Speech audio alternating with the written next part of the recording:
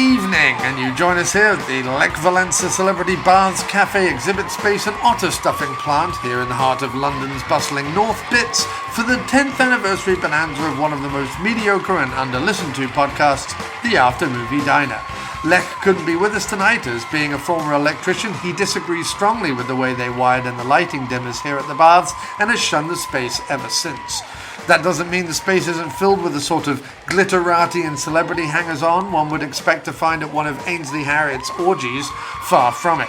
From the red carpet here, for example, I can see that Neddy Shent from BBC Two's It Ain't Half Hot Mum reboot is here, wearing, as has become usual at these events, nothing but a shuttlecock and a flag emblazoned with the logos of his corporate sponsors. Chatting with the press further up the dais, there's Dame Ursula Tits, actor, writer, feminist icon, antagonizer of goats, pugilist, and third-time winner of the Most Hair Prize from her native Sweden, where she now resides with her husband Adolf, who likes to spend her money buying statues of small nude boys urinating.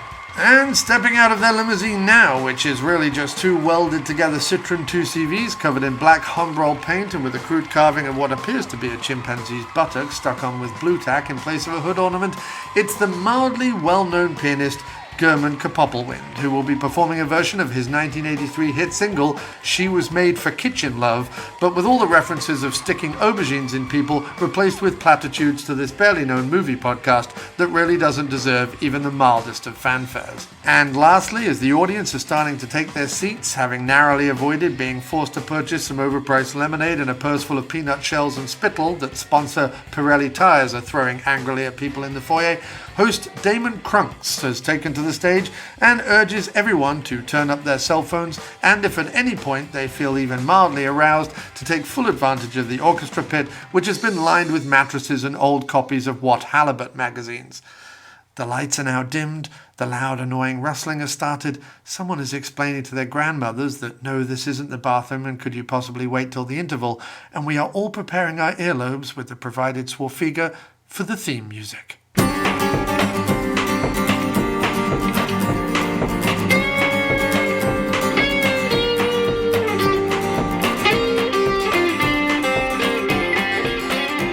You're listening to the sweet sounds of the After Movie Diner. Support us at patreon.com/After Movie Diner. Or I'll punch you in the teats. Rate and review us on iTunes, Earthling. And now, here's your host, John Cross. Yes, that's right. I am John Cross. And yes, this is the 10th anniversary special episode of the After Movie Diner. Now, anyone who follows me on social knows that the 10th anniversary was actually a couple of months ago, but since then life has happened, which happens, and that's why there wasn't an episode right up front. However, we're still technically in the 10th year of the After Movie Diner, so we are going to be celebrating the 10th anniversary, the 340 plus episodes that we've done of this show between now and Christmas, with hopefully a variety of special guest co-hosts and other such things. But right out of the gate, this episode is extraordinarily special because it does a couple of things that this podcast has done for me, which I just consider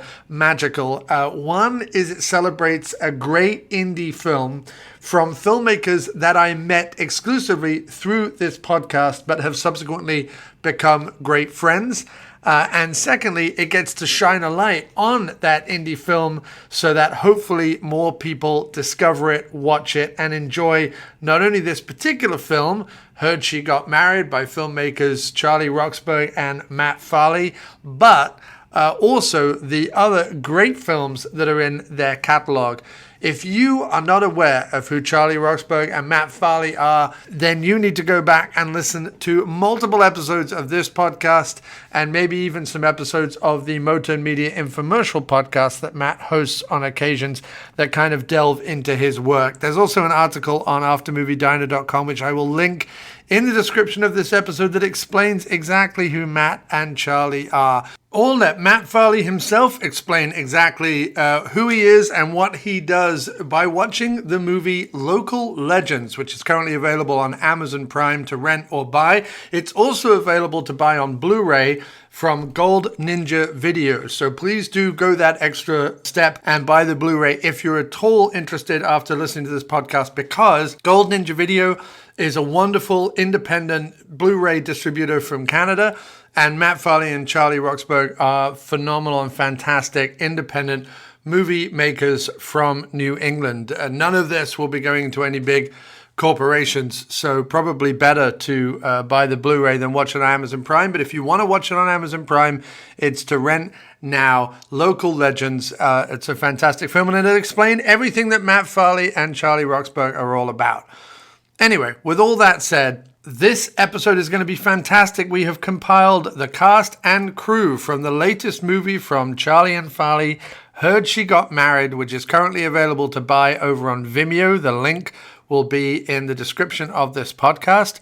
So you can go watch the film and then come back here to listen to this episode. But we have got people on here who have never been interviewed on the After Movie Diner before, as well as some old friends like Jay Mayo, Matt Farley, and Charlie Roxburgh. So sit back and relax and listen to this conversation all about the movie Heard She Got Married by filmmakers Charlie and Farley, and all the interviews that we have in store for you on this very special episode. Thanks so much for listening. Thanks so much for listening for 10 years.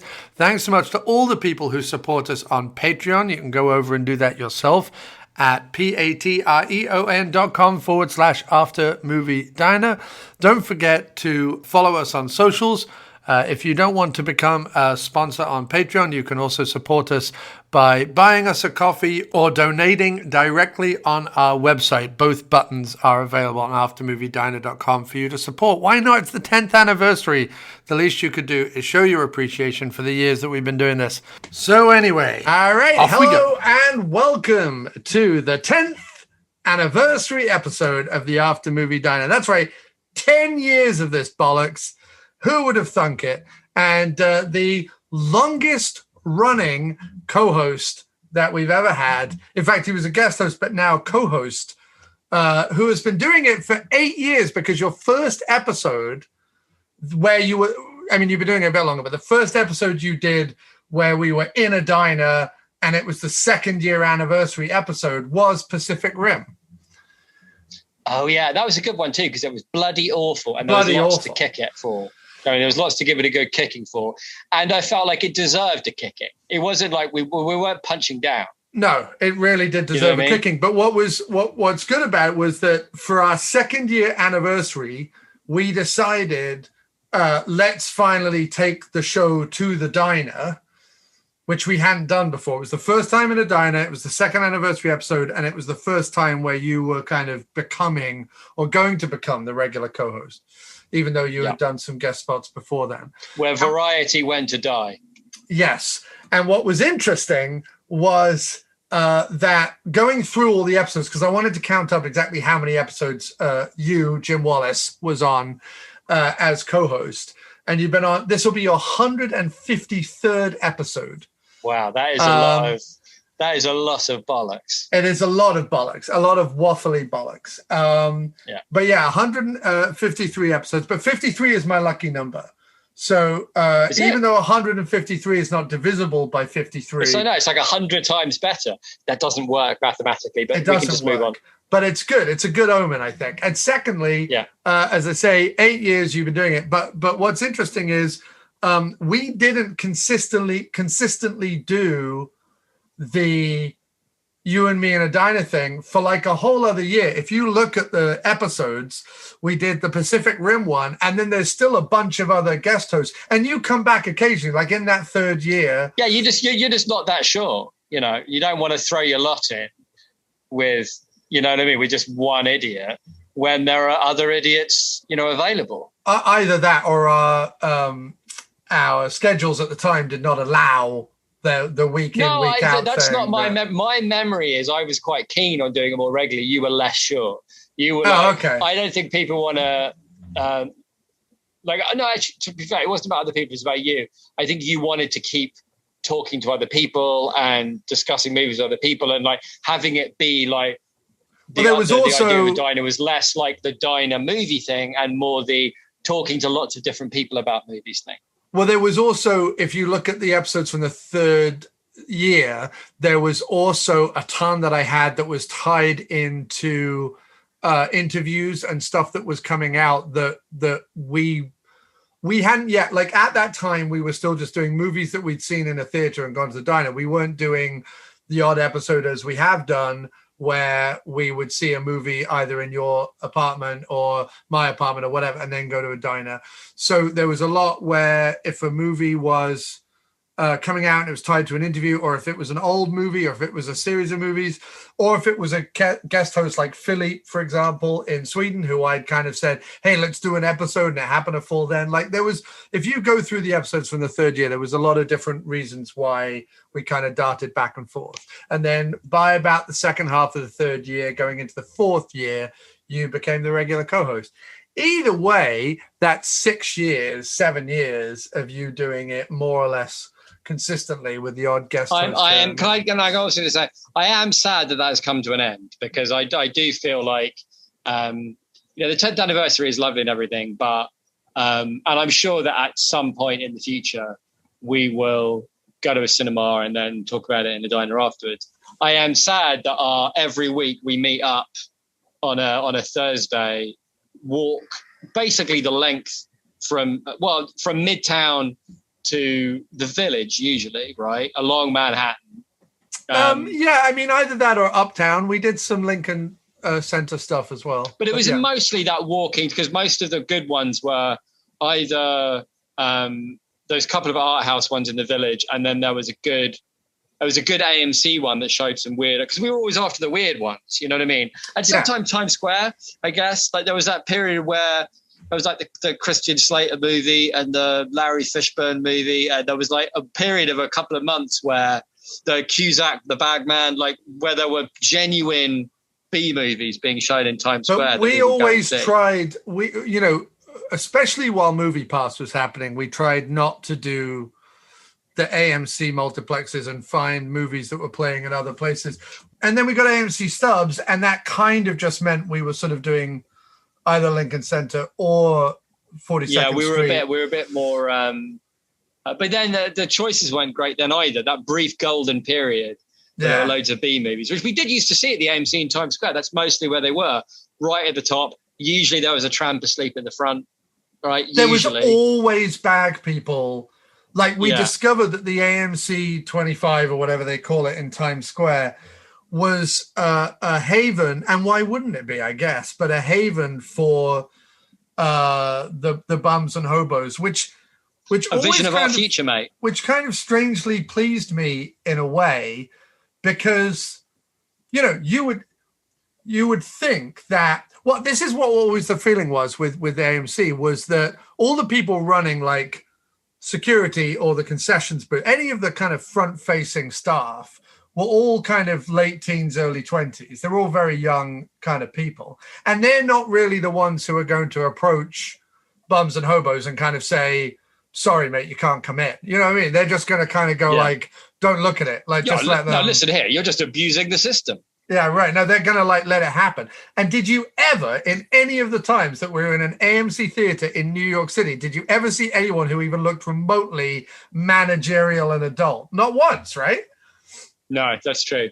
Like it was literally like a massive multiplex. They were all cowering in their offices, saying, "No bums. Kids. I don't want to see any bums." But I liked it because it meant that invariably we would sit down. Normally, these smaller theaters showing like The Stranded or those movies were normally kind of the 50-seaters. They weren't like the big ones. And we would sit down, we'd think, oh, this is great. There's only like 3 or 4 people here. And invariably, just as the trailers ended, in would shuffle a bag lady or a bum or a hobo and kind of take over those front seats that no one ever sits in anyway because they're far too close to the cinema and screen. And you just kind of think, well, you're just robbing people blind, selling those seats for the same price as, all the other seats. Like that's just a an absolute criminal act, really. It's a scam. It's a scam. Or scamola, or possibly scamola. It was scamette. But scam, I mean, no, I actually, as a cinema goer, I think that's a pretty hefty scam. If they go, well, we've only got seats left in the first 3 rows, by which you mean you will not see any of the movie and you will have a pain in your neck by the time you leave. I was always glad for those to be the hobo seats. That was always great. Yeah, I agree, absolutely. Although definitely. It's one thing to be, if you're a hobo, to sneak your way into the labyrinthian, multi-floored AMC 42nd Street theater where you can there's plenty of areas to hide out, right, and kind of move from screen to screen. However, the most impressive bum in a screening that I ever saw in my history of going to movies in New York City was literally in the small downstairs screening room of Anthology Film Archives. Now, Anthology Film Archives has the big upstairs, really nice screening room. But then downstairs, they have a very small, I think it's really just benches. I don't even think there's separate chairs or anything. A very small screening room downstairs. And it's right adjacent to the ticket booth. And I was in there seeing One from the Heart, the Tom Waits, Francis Ford Coppola musical, on a really scratchy, shitty print. And this was my first couple of years in the city. And a bum with a full roll out foam bed, those little camping mattresses, a full roll out camping mattress, took over the first 2 rows of that tiny screening room, and later was in the bathroom washing his armpits, and no one said any. Everyone was just I'll just let him have it. Confronting this situation would be too much. So that was the most brazen, bum. I've really got to a point where, AKA the ghost of Christmas Future. Right, exactly. That's where I'm getting to. I'm getting to wandering into the Anthology Film Archives 30 years and you probably think job well done. Really, I know. I'm talking about clean this armpits, Tom Waits movies. That's all you really ever want out of life, isn't it? Right. And so fucking Siri, I'm gonna throw this fucking watch in the garbage. Listen, if I get to a point where that is my life, I'll be A, more than happy, and B, please, people listening, take no negativity from this. I am impressed and applaud the bums, nay hobos of New York City for their wonderful cinema going efforts. I think it's fantastic, and I think more people should. I'd give over one entire screen, 100 seats or whatever. I'd be like, that's the hobo screen, and if they want to be in here all day watching movies back to back and whatever, here's the hobo bathroom, here's the hobo screen. Have at you got 25 screens, AMC. Pick one and just be like this hobo screen. And if you see, to be fair, I think they did. It's just we would go to that. That's screen. Why they put the Christian Slater movie on. They go, well, that could be the bum screening, obviously, and that's the one we chose to go to. Because we are spiritually bums, and they would be like, oh my god, it's those 2 people, Beardy and Baldy, who are going into the bum screening. Yeah. But that's what would happen anyway. I've never thought of us as Beardy and Baldy before, but I guess that is what we are. That is what we are. But no, there will be. So it's unfortunate because certainly had COVID not reared its head again after July 4th in the way that it has, I would certainly be more likely to plan a trip to New York. However, I guess I would say probably the most transformative movie that I've seen through the diner over the course of those 8 years was the New York premiere of Local Legends in your apartment. I would argue the movie that most changed my actual life was that movie in your apartment, which was, in the sense, I left my apartment, I went to a place, I sat in the sofa and I watched a movie in a different, you know what I mean? But it was your apartment. But it was the official New York premiere. It was the official New York premiere of Local Legends, was held in my 83rd Street, just off First Avenue, across the road. And arguably probably changed your life a fair, no, I guess, because I guess you've been in that movie. Well, I was in that movie. You'd already made that connection. I had already made that connection. So nice segue. Let us talk briefly the history of Charlie and Farley on the Diner. So I was doing the Dola episodes with Nick and Phil Charlie wrote to me to say, we love Dondola too, and we make movies too. Would you mind if we sent you some movies? I said, that sounds fantastic. And they sent me Freaky Farley and Murders, Monster, and Marriage in Manch Vegas. And I was so impressed with the fact that the movies had DVD covers, they were sent with postcards, the DVDs were printed, everything. All these other indie filmmakers who were sending me movies at the time, and I got a fair few, if they weren't YouTube or Vimeo links, like just digital links online, then they were like DVDRs with the name of the movie barely scrawled in Sharpie on the thing. Right. So that I would look at it and be like, I don't know what that is, you know, Zombie Farm or something. You'd be like, Zombie Farm? I don't know what that is. You know, it wouldn't encourage me to cover the movie. Right. You know what I mean? Because you'd look at it on your pile. But the Freaky Farley cover is like, it's a cracker. It's a cracker. It's a cracker. It's a classic, as was the postcard that I got with it, because it was sort of this hand-drawn, mysterious thing.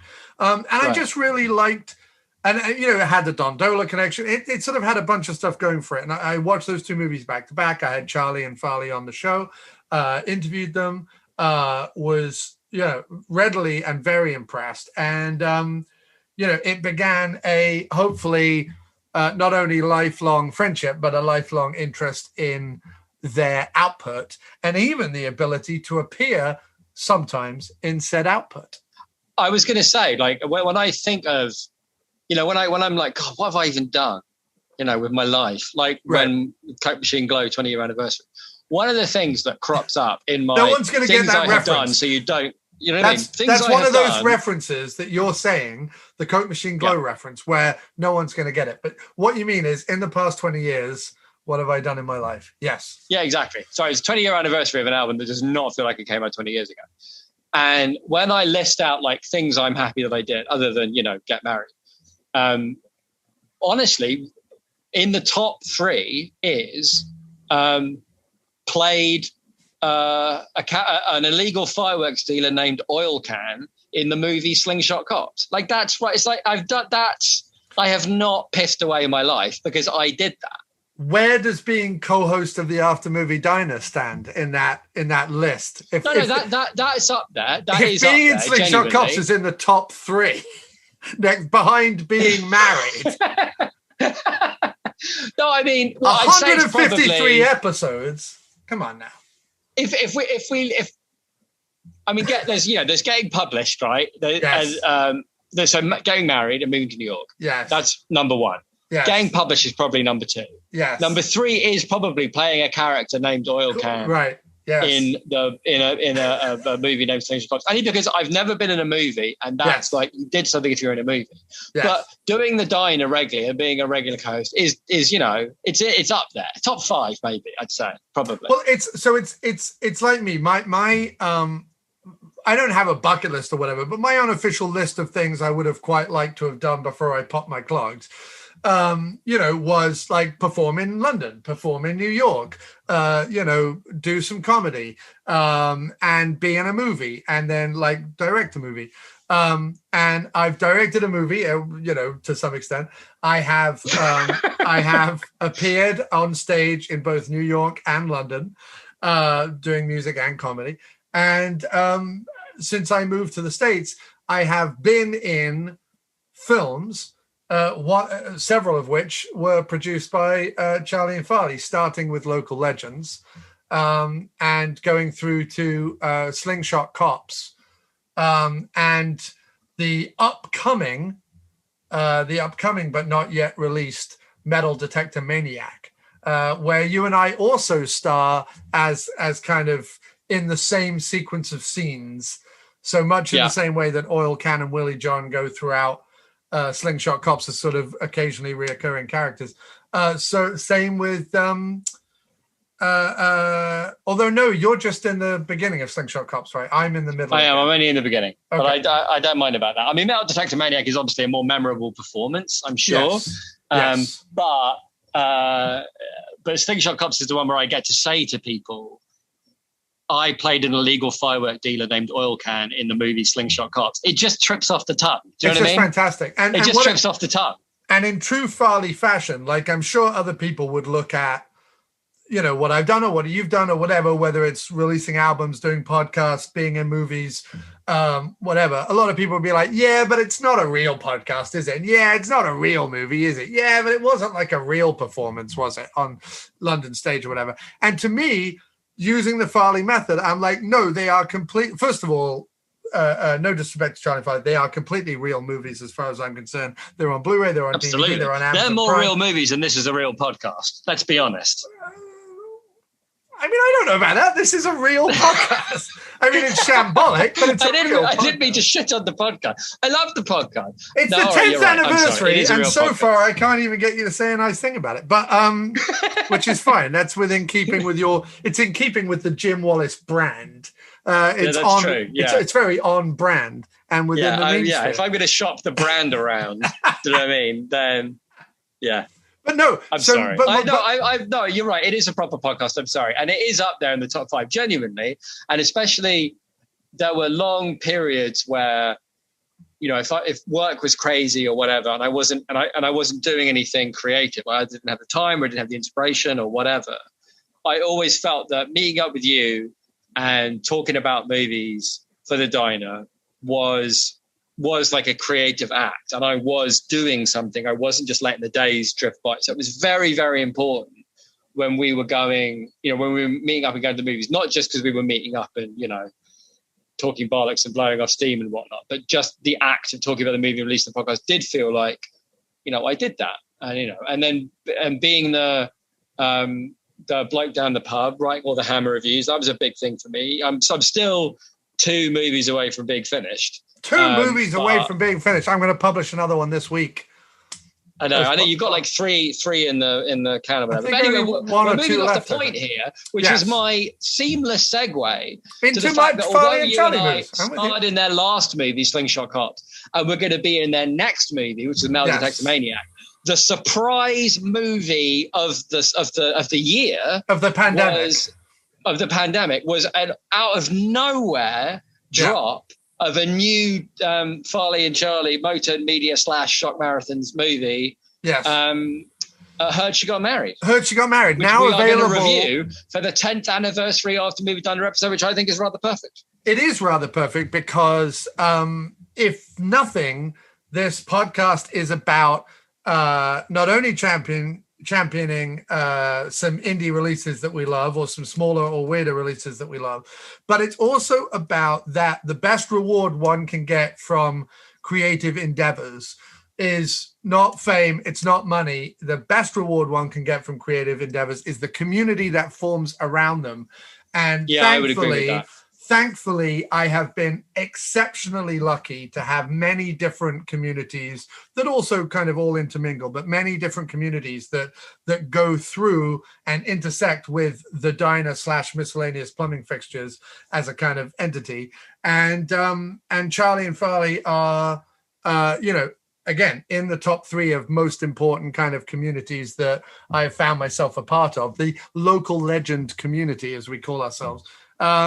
And I'm incredibly honored, and it is one of the greatest rewards to have come from the diner, because again, it has given us the opportunity to do some acting. It's given us the opportunity to do some music collaboration. It's given us so many opportunities and so many great things in our life, creative life and personal life, that it seems entirely fitting that for the 10th anniversary of this podcast that is really limping over the 10th anniversary finish line. It's really like wheezing, dragging its wheezing and vomiting.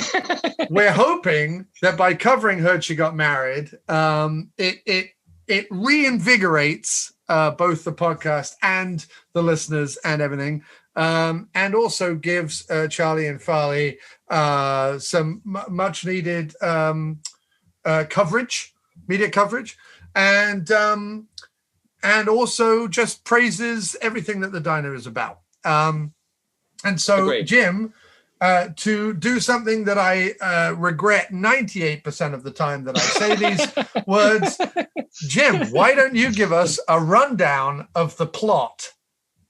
Well, I guess the plot could best be summarized by saying it's sort of local legends meets Don't Let the River Beast Get You meets Freaky Farley. right? That was like it's a blend of those right, three movies. While at the same time, the plot? Right, but what's the plot? I'm getting there. I'm laying the groundwork, mate. I'm laying the tonal groundwork. You've become one of the. I'm saying plot-wise, yes, it's a mix of those three movies. In that, the kind of self-starting musician of Local Legends comes back to his hometown somewhat, kind of in disgrace, like the character of Don't Let the River Beast Get You, and becomes embroiled in a kind of seeming... it's a thriller, a murder mystery thriller, or a mystery thriller. I'm getting there. Don't just jump in. Don't jump in and ruin me flow when I'm laying the groundwork. You're ruining the groundwork. It's like you're putting your big size 12 is this flow? Is it in the wet concrete of my flow? Your flow. Yeah. So what I'm saying is, you've got the character from Local Legends, comes back to his hometown, like Don't Let the River Beast Get You, and gets involved in kind of like a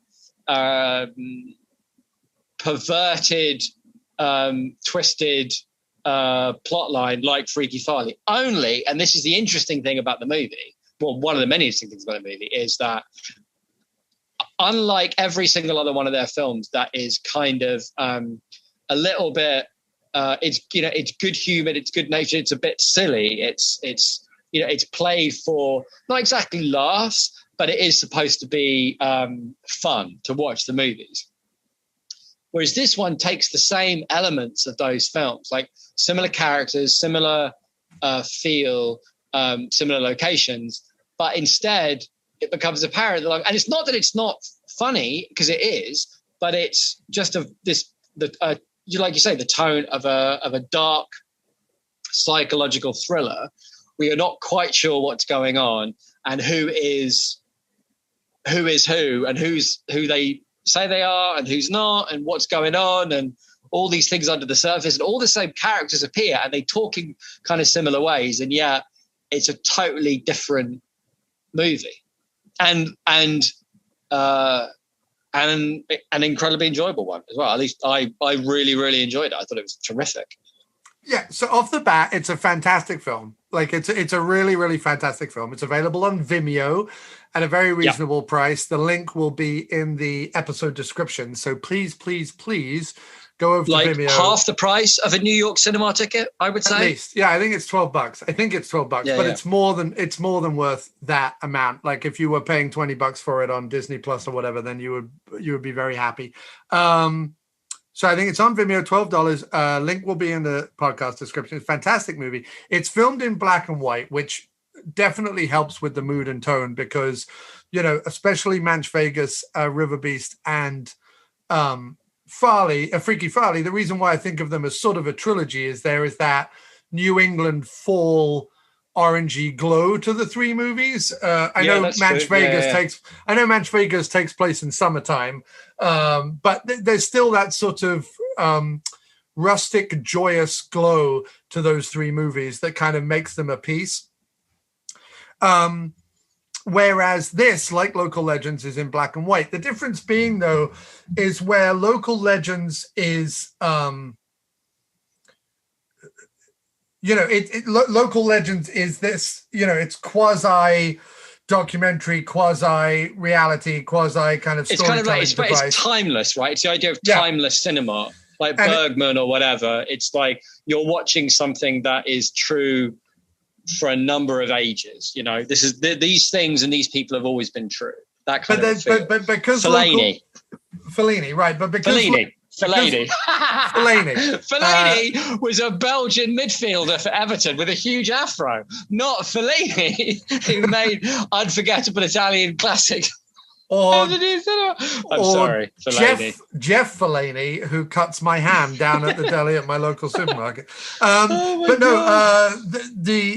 Local Legends very quickly, because of its fourth wall breaking, and its inclusion of kind of little documentaries about the subjects, like he mentions Moe's Haven, and then there's like this little break in the narrative to describe what Moe's Haven is. despite being in black and white, is sort of goofy from the get-go, allowing you to both enter Matt's world, but also kind of get the comedy and the surrealism of it.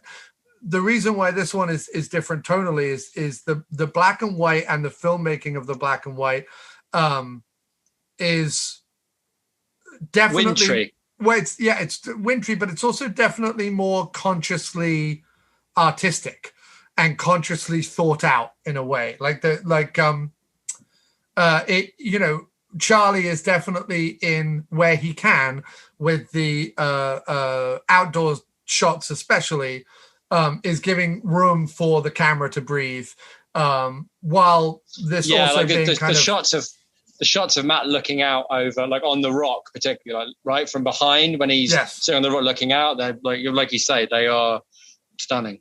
And because the narrative doesn't break at any point, it's consistent throughout, and because it's a stripped down narrative, because this was sort of filmed during COVID, so it was definitely and filmed sort of with just a handful of the regular people that would normally appear in a much bigger Charlie and Farley production.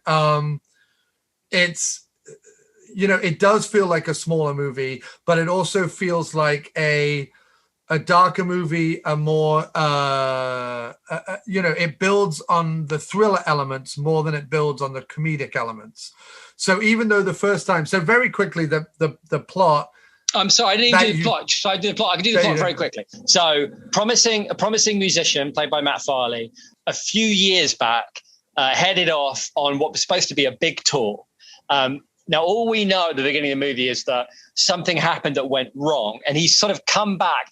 Not exactly, he hasn't come back in disgrace. It's more like people are wondering why he's back and what he's doing. They're sort of surprised to see him, like that's kind of the reaction. Is like they're surprised to see him, but at the same time, they're not really, like they're not starstruck at all. It's a weird thing. They're like, oh, were you off on that big tour? And he's like, yeah, that didn't really work out. Oh, okay. Like no one seems that surprised.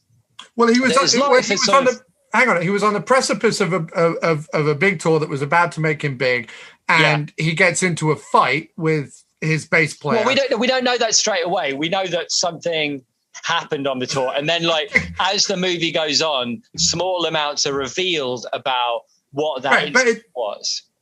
Right, but that's me saying that he got into his fight with the bass player is You're right. Yeah, it's not giving anything away. I'm guarding the plot secrets too closely. That's what I'm doing.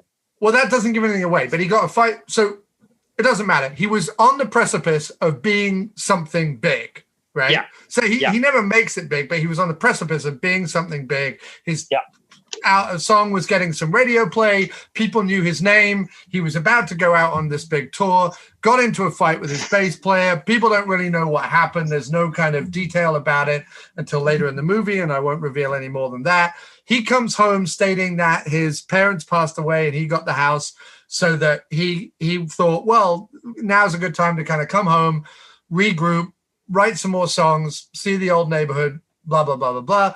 And he is planning with, again, very local legendsy, is planning with a concert promoter, Millhouse, played by Millhouse G, in much the same way as Local Legends, to do a gig like under the tent at the farm kind of deal, which would be like a local gig, but a fairly big kind of reemergence of him as a musician kind of thing.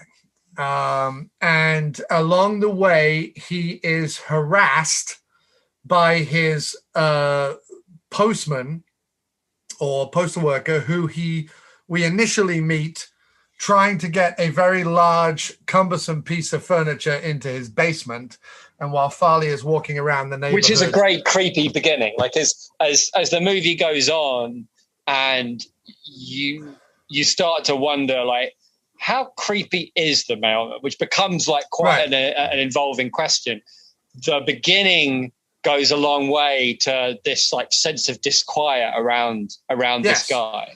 Along with the whole homemade hot dogs thing, because there is, and what Charlie and Farley are so good at, because they obviously, outside of making their own movies, they did a series called Shock Marathons, a series of books that then became a podcast, where they would watch old VHS movies and review them. And they know the horror beats that an audience is going to like be listening out for. So when he kind of, when this creepy guy who we don't know anything about, who suddenly seems to be like following Farley around all the time and like just walking into his home and stuff, says things like, oh, and I make my own hot dogs. You go, oh yeah, what are the hot dogs made out of? You know what I mean? Like, you know, that's something that's going to like be a little earwig for the audience to be like, is he about to like kill Farley and make him into a hot dog? Yeah. And so that's one plot, is the mailman plot. And the subplot that is connected to that is Farley, outside of his time hanging out with the mailman, is kind of going around and spreading the seed of this weird mailman. There's talk about some nudie photos that the mailman. Yeah, it sort of feels like he's embarking on what he even sort of describes as like being undercover, right? Yes. But what's weird is the reason he says undercover is the mailman becomes part of his band, taking the place of like an old friend, a collaborator who he's fallen out with, possibly over a woman. And there's kind of this tension between, he's rehearsing with this guy, and there's a lot of musical moments throughout the movie where he's rehearsing with the mailman, and the mailman's on bass.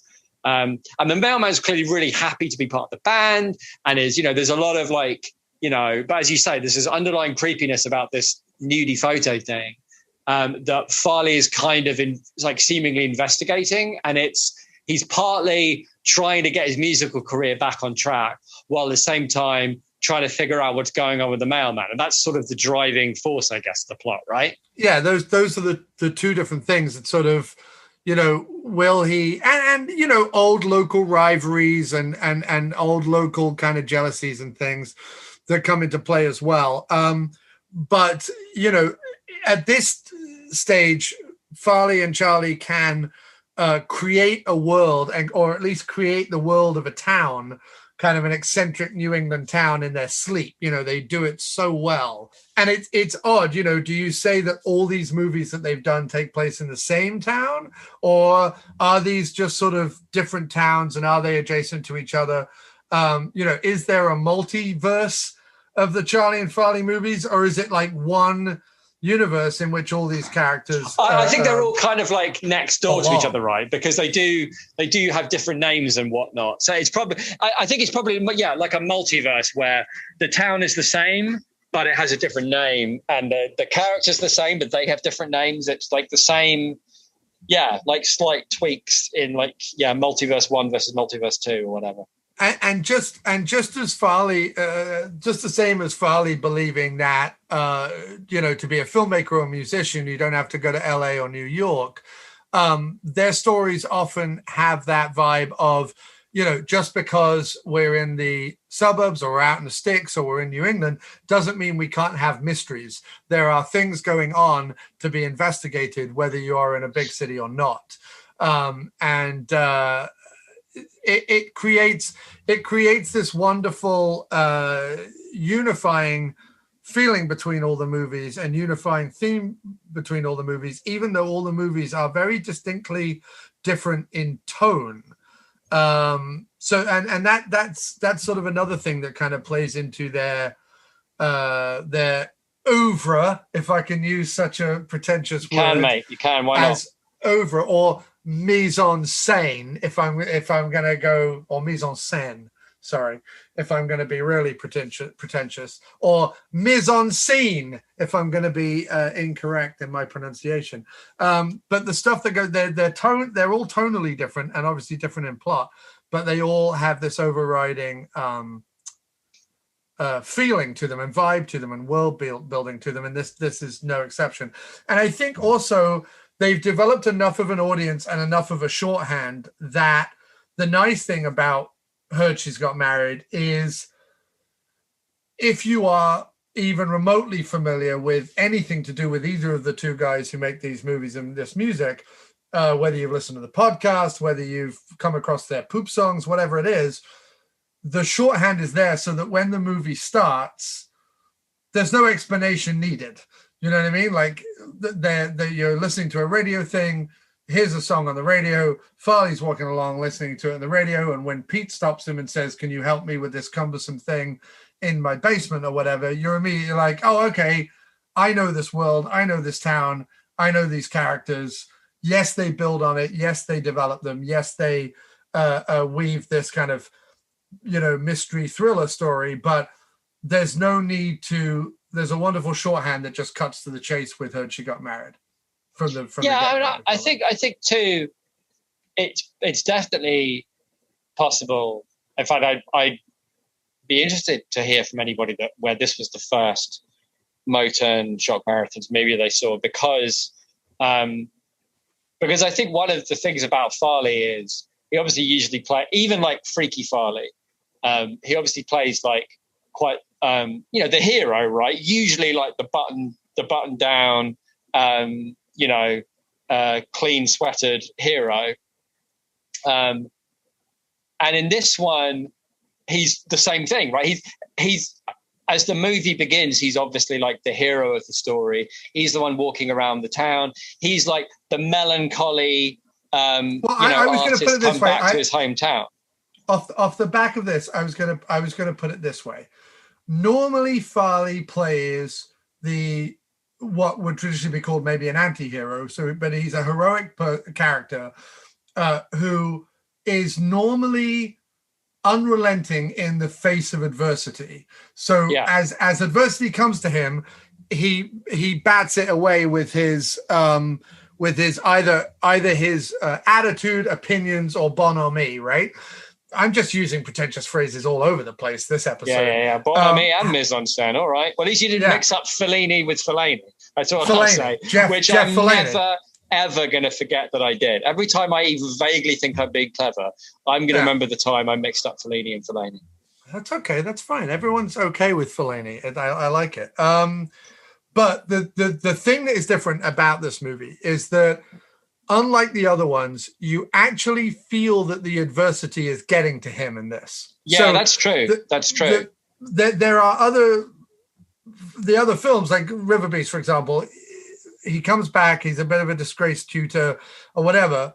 But, he gets back in touch with his tutors and they sort of accept him back in. And while the town doesn't quite accept him and sort of laughs at him, he is not faced with adversity constantly going through his existence. Yes, his ex-girlfriend's like current boyfriend or whatever throws water on him, and there's a lot of stuff about that. But you feel like he weathers that storm, and you always know he's going to come out on top. In this one, you feel the storm getting to him time and time again. Yeah, and also he's not met so much with adversity, right, as disinterest. It's like people don't seem that bothered. Like, oh, he's got a show, but nobody goes because they don't really care. Like, he gets invited onto like the local public access show, and again, like nobody really cares. Like, he meets people like, oh, you're back, are you? Oh, okay. Yeah. Like, no, it's like just in the face of, which I think, again, there's a lot about this movie that feels like more of a like the dark side of not getting what you want when it comes to creating art. 100%. That was the underlying. How bitter and alienated that can leave you. And the more the movie goes on, which again it's really, really well done. And I'd be interested to ask you in a second, at what point you start going, is there something wrong with Farley? Like, is there something up? You know what I mean? Like, more than just he's a bit disappointed. Because for me, it was, and I think this is, how deliberate, I don't know, but as a mirroring device, as the same way you think that the mailman is creepy because of the way Farley gets locked in the cellar, there's a moment later on in the movie where Farley deliberately locks the mailman in the cellar for no real reason that you could see. And that's the moment I started thinking, is there something up with Farley, like the character, right. Wait, no, your first point, I mean, I know what you mean. Yes, there are various cues about just gone the midway point of the movie where you start to wonder about a lot of the characters. Actually, it goes from being a the mailman is creepy. Farley's the only one who believes in it. River Beast type movie where he's going to, reveal the truth about the mailman. It goes from that to being a bit more of a kind of whodunit. Like all the characters in the film begin to what's feel going on here? Yeah, a little. And how much could Farley? He starts to become a bit of an unreliable narrator, almost a little bit. But then all the people he comes in contact with are sort of unreliable in their own way as well, or suspicious in their own way as well. Speaking of which, could we jump in really here briefly well done, and talk about Jay Mayo's powerhouse performance? I can, but the very interesting thing that I want to talk about quickly before we do the Jay Mayo praise, because he's amazing in it, as is McGee. The thing I think you are completely correct about, and what I find fascinating and what I want to talk to Farley and Charlie about is that,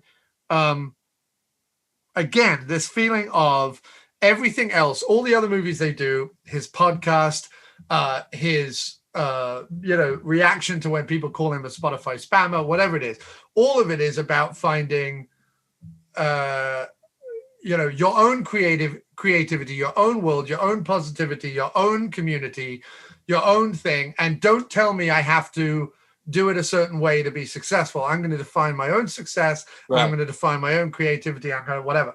And I've always sort of done the same, but along with that, I've nowhere near had the success that Farley's had, but I've certainly had some of the failures, in the sense that, there are days when I'll put out an album, or I'll put out a podcast, or I'll put out an interview, or I'll put out something where I think to myself, like, this is the one. This is the one. Like, this is the best interview I could have done with Peter Weller, or this is the best album I could have done, or whatever. And I put it out. How does the lead singer of the Mountain Goats talking about his favorite slasher films not completely explode? Right, exactly.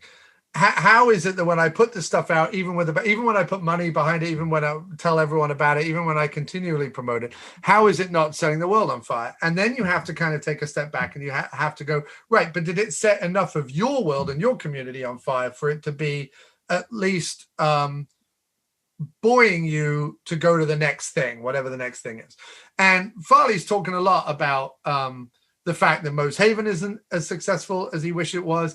The fact that the quote unquote serious songs that he does aren't as successful as he wished they were. The fact Big Heist, which is mostly the anchor of this movie, right? It's mostly Big Heist songs. Yeah, it is. Yeah. And that poop songs, or that his comedic songs, are the ones that earn him the money, and everything else is while it's fantastic to his real fans, and while it should be more popular, it's probably a constant kind of like, what do I have to do? And the answer to Matt Farley is, what I have to do is make poop songs, and get a living off this, and then hope that one day, either a single movie or a podcast episode or a serious song kind of somehow finds its audience and its voice. Rarely, though, does Farley let that disappointment or let that negativity fester too much in the output that he puts into the world. What I found very interesting and actually very relatable and great about Heard She Got Married was that underlying sadness of why when I feel like the character feels like his creativity was so poised on the brink of success, no matter what he does or how he tries to overcome that, nothing's going to work. Although arguably on that point, though, just in terms of the movie, what becomes clear later on in the movie is that he caused his own downfall because of a character trait of because I guess of the relationships, that end up really defining his bitterness. That characteristic is what causes this whole thing to happen, that he can't let go of either. Right. But no, I thought it was interesting to see, and I wonder how intentional it is and wonder how personal it is, because you always think on one hand, especially because Scalzo is the name of his of his partner, right? Of his partner in Moe's Haven, his musical partner in Moe's Haven, and he's using the name Scalzo in this as the kind of the bass player that beat him up that is now with the girl he likes and da da da da da. I really, really enjoyed the movie, and it wasn't just the same thing as why I enjoy River Beast or Local Legends, where it's very it's good natured, it's escapist, but at the same time it's believable. And the one thing I wanted to say, which I realized while I was watching this movie, is that yes, they know how to make a movie. They know how to make a beginning, a middle, and end. I've talked about that before. And yes, that's not easy. But actually what they do, I realized, is that they create genuinely immersive worlds that I believe in. At a certain point, I believe in Farley's character being that guy and what he's going through and where he's coming from.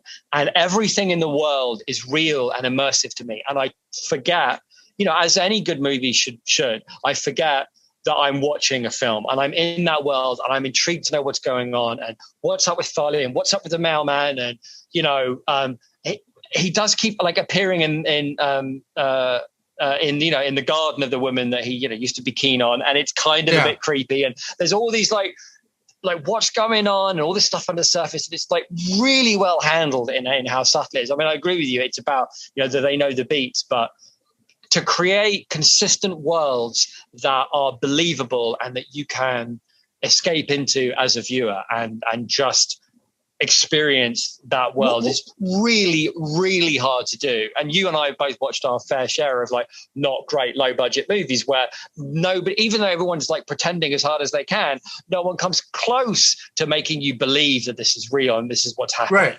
And it's a real gift.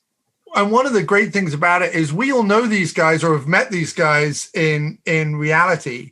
But when I put in a Charlie and Farley movie, I never put it in and go, I'm just going to watch my mates, dick around for an hour and 20 minutes. I put it on and I mean, obviously there's that moment he walks up and I go, oh, it's Pete playing a character. There is that. Right. But then after that, I'm only interested in what character is he playing and what character is Farley playing. And I'm able to distance myself from the fact that I've met these people, that I've even been in one of these movies. Even when I watch Slingshot Cops, I'm part of the world. I don't watch it and go, oh, there's me hanging out with my friends. It's very immersive and it's very well done. And actually, we were just about to talk about, Jay Mayo is a great example of a guy that we know very well, who runs his own podcast, he's a different guy, when you're with him, then it's he has a persona when he's on the podcast. Not that's divorced from that, but everybody has their podcast persona, just like I do and you do. But when he's playing the copper, I totally buy him as a cop, the Judy, and I forget it's him, and he's the cop, and he knows the guy, and he has to go to his boss, and he's just doing it on the side. It's all, and he's so believable and and funny, but also it's just it's. I mean, him and great, McGee. Him and McGee could be their own spin-off movie quite happily. Definitely, I would definitely like to see a McGee and Mayo join. And instead of a Slingshot Cops, I would like to see it be a more hard-boiled, dark, it would have to be thriller with the two of them would be fantastic. I think that the other thing that they do incredibly well in this movie, which almost makes me want to see a movie where they don't do this and they completely play it straight. But the fact that there is the language that we're used to and the humor that we're used to in this movie, and yet the overriding feeling of the movie is still of a dark thriller is equally amazing. And also the live music, there are music performances in this movie, much in the same way that there are in Local Legends. And at no point do you go, oh, okay, this is just Matt kind of putting music in. You realize it's part of the plot. It feels like part of the plot. They're playing characters within those musical scenes, and it still maintains the thriller vibe, despite, some of the more comical language, despite the hiding behind the curtain seemingly being a sexual element to it, even though they're just hiding behind the curtain. and kind of making that out, making more out of that than there is.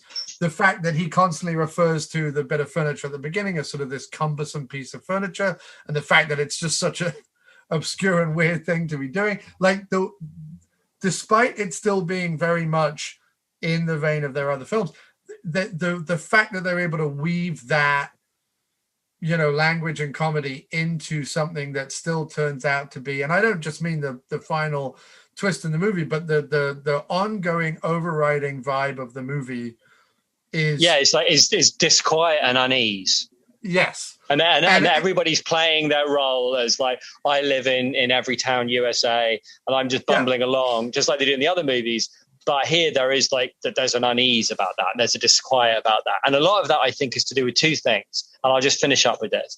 For me, I think the two things that stand out are the music, although like the Farley written songs are great, but the music, the incidental music, like the sound of the movie, that kind of melancholy keyboard that goes through it does like a lot of work in creating that melancholy but disquieting vibe.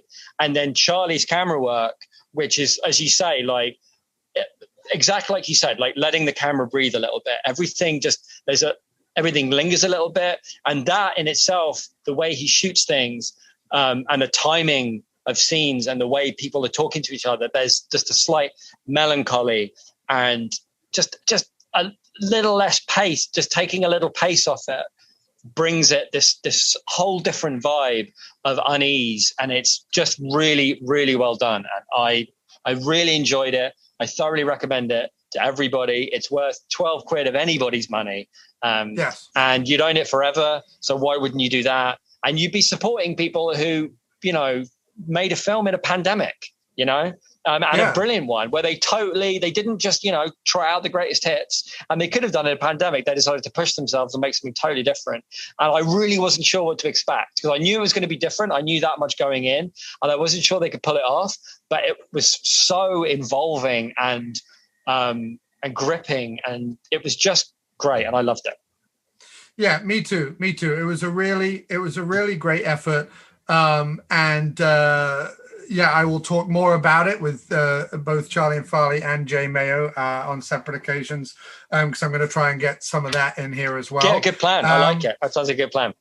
But thank you ever so much for your part in both the history of the diner, this 10th anniversary, and being my wingman, not only on audio, but also in the films of Charlie and Farley. I like that more often than not, we will be appearing together. And I hope that's a trend that continues. And I know that they're set to film yet another film soon. And so you must come up for that if we can get I would love to, mate. Well. I would love to. That sounds good. Okay, so we now take a short break for everyone to adjust their trousers. Done? Jolly good. And don't forget, if you're enjoying this podcast, you can support us over at patreon.com. That's patreon.com/aftermoviediner. Or go over to aftermoviediner.com and donate directly through the website for one time only, or buy us a coffee utilizing the button on the website. Or follow us on the socials, anywhere where the words After Movie and Diner are all slammed together and a little @ symbol precedes them. That be me. So come follow us. Come get into a chat about a movie or two. So without further flapping of my voluminous gums, it is now time to introduce to the podcast the brains, hearts, bodies, and limbs behind this very film. The people who put the blood, the sweat, and the tears into creating Heard She Got Married. The people who took the rough, dusty hewn coal and crushed it and crushed it and crushed it until it became the shiny diamond that is this film. It's none other than the most prolific songwriter of all time and wonderful actor, writer, and director Matt Farley, and phenomenal film director and editor Charlie Roxburgh. Thank you. Thanks for doing this. I'm pumped. Listen, the 10th anniversary of the After Movie Diner meant that we needed to do something special. You know what's funny? With this being 10 years for you, it makes me realize like how early in the podcast you were when we discovered you, you know? Like it was very good time. Yeah, I think we started the Dolar episodes around like episode 30 or something. I think in our end of our first, beginning of our second year, I think. Yeah, and we ever since. Yeah, and then Charlie, I think, emailed me shortly after that. But no, because it's the 10th anniversary and we wanted to do something special, and the only thing I could do to get Jim out of hiding was, it was his idea. It was like, let's do Heard She Got Married. I was going to write a review of it. I may still write a review of it, but he said, let's do it for the podcast. And I thought, that's a fantastic idea. He said, if there's anything worth celebrating on the 10th anniversary, it's the people and the community and the films and things that we have not only found, but also kind of become a part of over the last 10 years. Mm-hmm. Absolutely. And the kind of local legend, Motern Media Shock Marathons kind of community has welcomed us with open arms. So we figured for our 10th anniversary, we'd pay it back. You know what I mean? Or whatever that is. Yeah. So that was the whole idea behind it. Yeah, and we'll tweet all about it. This is going to be like the definitive source about Heard She Got Married. I like it. That's the plan. For the first time ever on this podcast, we've got Pete coming on tomorrow. I heard. That's exciting. Yeah, I'm talking to Pete, and then I'm talking to Jay Mayo on Friday. Open. Yeah. And then that'll kind of give us a nice wraparound. I could ask Sharon Scalzo. We're friends on Facebook. I could ask her, see if she wants to come on the show. The only one that's elusive, of course, is the great McGee, but he doesn't do many of these things. So, nah. You gotta just find him at the beach, like I did last week. If he had a footman, like who someone who he like sparred with, like Odd Job, who was also a technology person, who would come over and place the camera in front of him and say, "All right, talk now, McGee." Yeah. Then maybe that could fly, if he's not busy. But other than that, no, you're not gonna. Okay, so that's got to be an idea in one of your future movies. Is McGee having a footman? He spars with. Yeah. I have to say that picture you posted, Matt, of meeting McGee on the beach. I mean, he is jacked. I mean, I always knew he was a big guy, but my goodness, his arms look arms look like Godzilla's thighs. Well, and it was legit. Me and Elizabeth and the kids were getting some food, and suddenly Joanne and Kevin McGee are there. I'm like, Hollywood!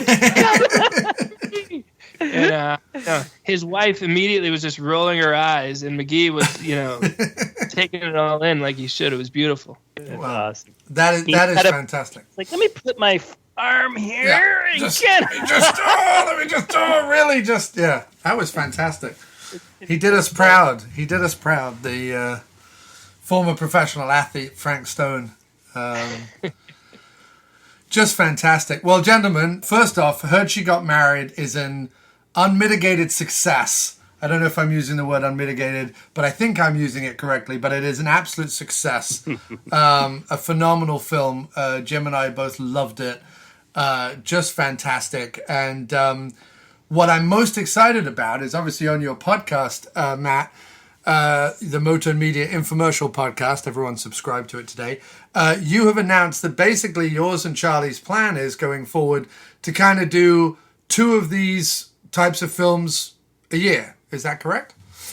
Yeah, and we're already mildly regretting the announcement. As we look at the calendar, like just before talking to you, I was talking to Charlie, and I'm like, Charlie, we need to amend our plans because everything takes a little longer than you want it to, and it's very hard to be like editing one project while writing another project.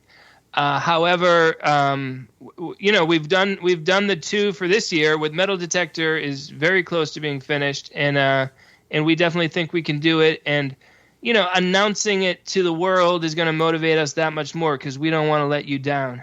Well, that's true. I mean, I've learned the hard way the number of times in this fickle business that I've announced that we're going to be doing a certain thing, and then someone gets ill or someone refuses. Like there's a number of interviews where the PR person has said, oh, this person will definitely be on your show. Here's the date and time.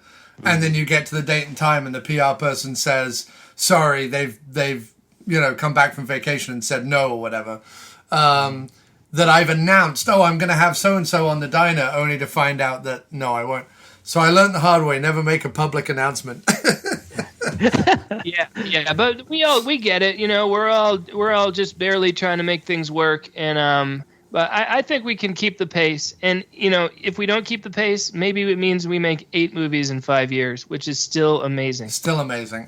Listen, any movies, even an annual movie, would be phenomenal. And your fans and friends would line up around the block and wait for that movie to drop every year. So, don't be too hard on yourselves. Obviously, we want the 10. We will hold you to the 10. But if it doesn't happen, we're happy with 1. But don't let the other fans and friends, don't let them know that I told you that. Because really, we want the 10. Oh yeah, we're pretty relentless, and I mean we have more than 10 ideas, So it's really right. It's not about that. It's really the logistics, but I mean so far so good, and making this movie went about as good as you could expect, I'd say. Yeah, so I was listening to the podcast where you covered the film the other day on the Motern Media infomercial podcast. And you did something a bit different than you've done previously with this, and Charlie, maybe you can speak to this as well, being behind the camera. But you swapped out cameras for this one, and you kind of went with a sort of a built-in mic on the camera. Is that correct? No kind of external audio? Well, we had a XLR cable running directly into the video camera. Okay. So there's no exterior, there's no slating, there's no other device that's recording. Everything is in perfect sync from the time you record. And yes, it sped up everything. It sped up filming. It was more important, I think, for speeding up editing, to not have to sync things up. The quality was quite good. And because we kind of, this was kind of a smaller movie, a lot of interiors, whatever we could, manage to film at that time, it suited itself well to that also. It's hard to sometimes get out in the woods with a big, long XLR cable. Like some of the shots in River Beast would have been a little bit of a challenge, that kind of thing. But this was like, okay, just using a mic stand, get it just off frame.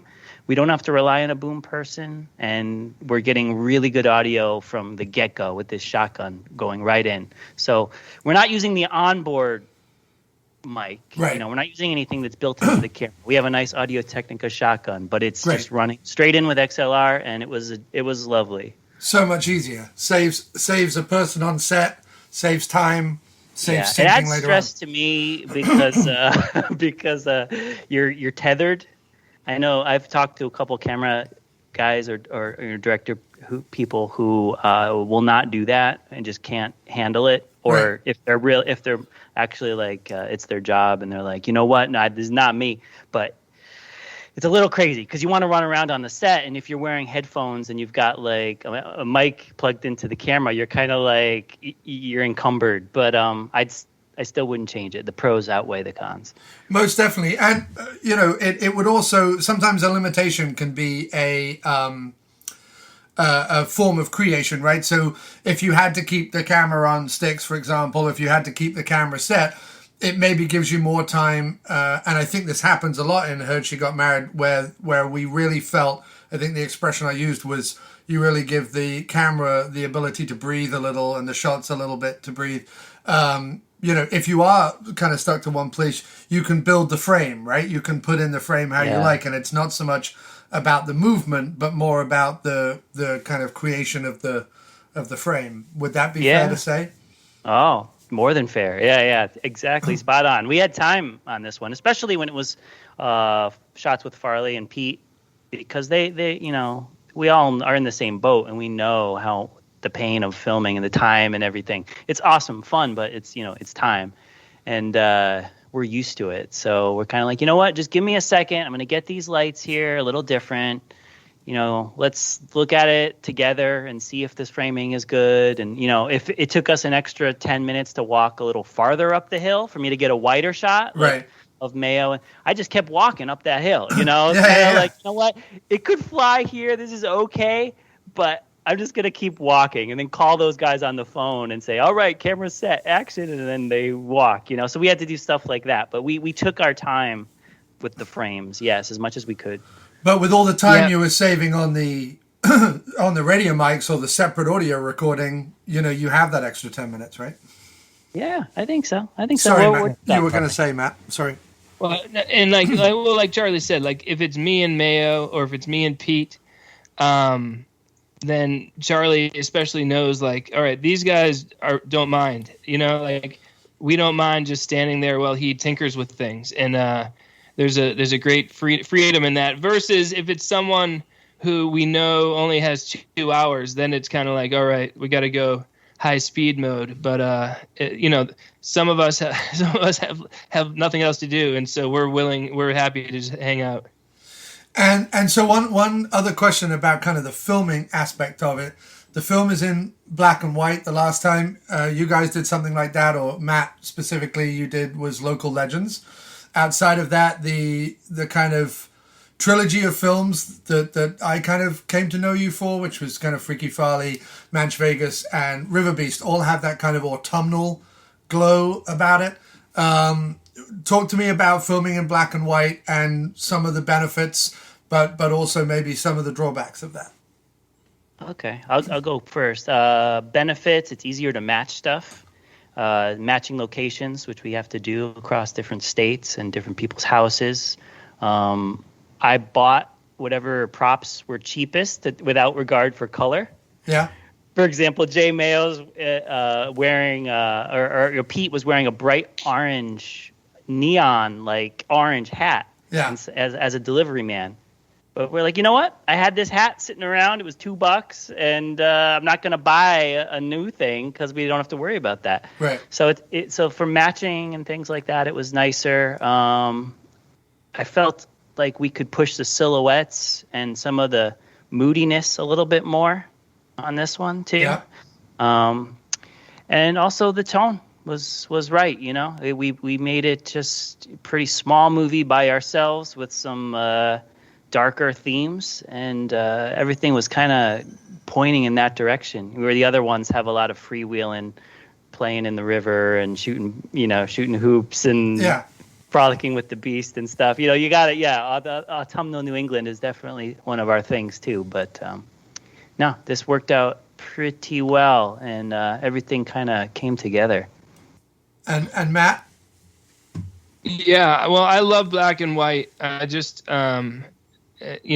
especially if you're shooting digitally, I feel like the black and white takes away from some of the hyper brightness or when it's too HD kind of. And especially because I'm not good. I edited this one, and like Charlie's good at adjusting the colors in the editing room to take away some of that harshness. Whereas I don't have the skill or patience to do that. So I just press the black and white button and boom, problem solved. Yeah, there's no color temperature with the black and white. So it even if you have a cheaper camera, which I know you have a better camera, but even when you have a cheaper camera, I think it was Tarantino that said years ago, like if you're a student, you want to just go out and make a film, shoot it on any piece of crap and then make it black and white, up the contrast a little bit, and it's going to look so much better than if you did that with a cheap mini DV color thing, because you'll look at it and you'll go, that looks like it was shot on video, but you shoot it on black and white and it gives you that added look and feel to it. Well, I mean, and obviously it fits the tone. So let's talk a little bit about the story. This one's obviously a darker story than we're used to from you guys. However, it still maintains the love of language that you guys always put into your films, and it still maintains your unique sense of humor, but yet has this wonderful sort of mood and darker tone throughout. So talk a little bit about from the scripting stage to the scoring stage, Matt Matt or Charlie, kind of why you wanted to go down that road of doing that tone, and then how you kind of maintain that tone throughout. Go first, Farley. Yeah, thanks. And it just we wanted to make something quick, and one template for us was Psycho, because Hitchcock famously wanted to kind of like film it in the way that he filmed his TV show, which is like quick and just getting to it and simple and whatnot. So we're like, let's make a movie like Psycho, like one of the greatest movies of all time. Let's just do that. Yeah, that's easy. Just rattle off another Psycho. And so then the general vibe, we were just like a suburban noir was like the phrase that we started with. Like that was like all we had to go on to start with was it's a suburban noir. Whatever that conjures up in your mind is the vague vibe we were going for, and then slowly the plot just kind of developed between me talking to Charlie and also me talking to Pete and Tom and Froggy too. Just like, hey guys, this is some ideas we have for the movie. What do you think? And they might offer a few little tidbits. My wife Elizabeth too. And then just slowly, it's one of those things like I don't even remember exactly how the plot came to be, and definitely like we kept coming up with ideas as we were writing, but it was very much about like the dark, going for this dark, broken dreams kind of vibe, and the black and white was definitely gonna go well with that, and as usual. We got to incorporate my music career into the storyline. So I was like, this whole Mo 75 concept album has some cool, it would be a cool backdrop to this movie. So we worked that into it. And it was so, I think it was spring of 2020 was when we started brainstorming. And then by June of 2021, boom, finished product. Yeah, and it definitely feels like the guy who wrote Mo 75, if that was Mitch Owens who wrote Mo 75 or created that album with some friends back in the day, he's gone off and tried to have a career, and now he's sort of coming back, and some of those friends are still around and some of them aren't, and sort of the sadness of that. But also, we also got a little bit from it that also nobody really kind of cares that he's back. It's not in the same way in River Beast. Like when your character in River Beast comes back, either your Tudor friends are like, yeah, he's back, or your enemies in the town are like, oh, he's back. Whereas in this one, nobody really seems to notice, and it adds to the melancholy of your character, Matt. So we love that. Yeah, he's been back. He's been back for over a year. Right. I'm pretty. Yeah, and it's just kind of like it's probably exemplified by the Sharon character too. Yeah, when you meet her, because she's kind of like, oh yeah, you're here, and that's about it. It's not like she doesn't go too much into it, or she doesn't really ask too much. She's just like take it or leave it. She's worried about like covering her shift or just like getting through the day with work. And I think it's a pretty true thing. I think we all go back, especially if you've moved away from your hometown. Or even your university town. Like I have a lot of friends who stayed in my university town, and sort of whenever I go back to my hometown or my university town, there's always a thing in the back of my mind. Oh, I'm gonna show up at the train station and like, John is back. All hail John. It's not like that at all. Like nobody gives a crap. Everyone's life has moved on and everyone's doing their own thing. And unless they have no lives of themselves and are only paying attention to what you're up to, nobody cares that you get back. So I thought that rang very true. I liked it. Great point. Yeah, and let me just add, like, the second scene with Sharon, like we especially like when Sharon at the end of the scene where Sharon is saying, she's like, oh, take the sign down on your way out. Oh, and here's your bill. Yeah. Like those were just two crushing moments for poor Mitch Owens. I think to Charlie, I was like, this is like in Taxi Driver when he calls the woman to ask her for a second date, and Scorsese moves the camera away from De Niro because the pain was so much that he couldn't even show it. That's Mitch Owens' moment like that. Yeah, no, I love that, and I also felt Matt, that it was, you've been on a journey that we've all been following you on for the last few years, and whether it's through your podcast or through your albums or through your tweets or whatever, we're following the story of Matt Farley. And even though you have had your moments on the podcast, obviously, of being frustrated or negative or whatever, even jokingly, about the state of people's response to your serious music or people's response to your films or whatever, there's always a upbeat resilience and a creative focus to Matt Farley, the persona, right? The outward persona. I felt like with this one, and even in your movies, actually, all the characters you play in movies, even if they're anti-heroes or even if they start off as villains and become heroes like Freaky Farley or whatever, there's still this idea of, you're moving it forward. You're the positive aspect, that there's you will win the day in some way, right?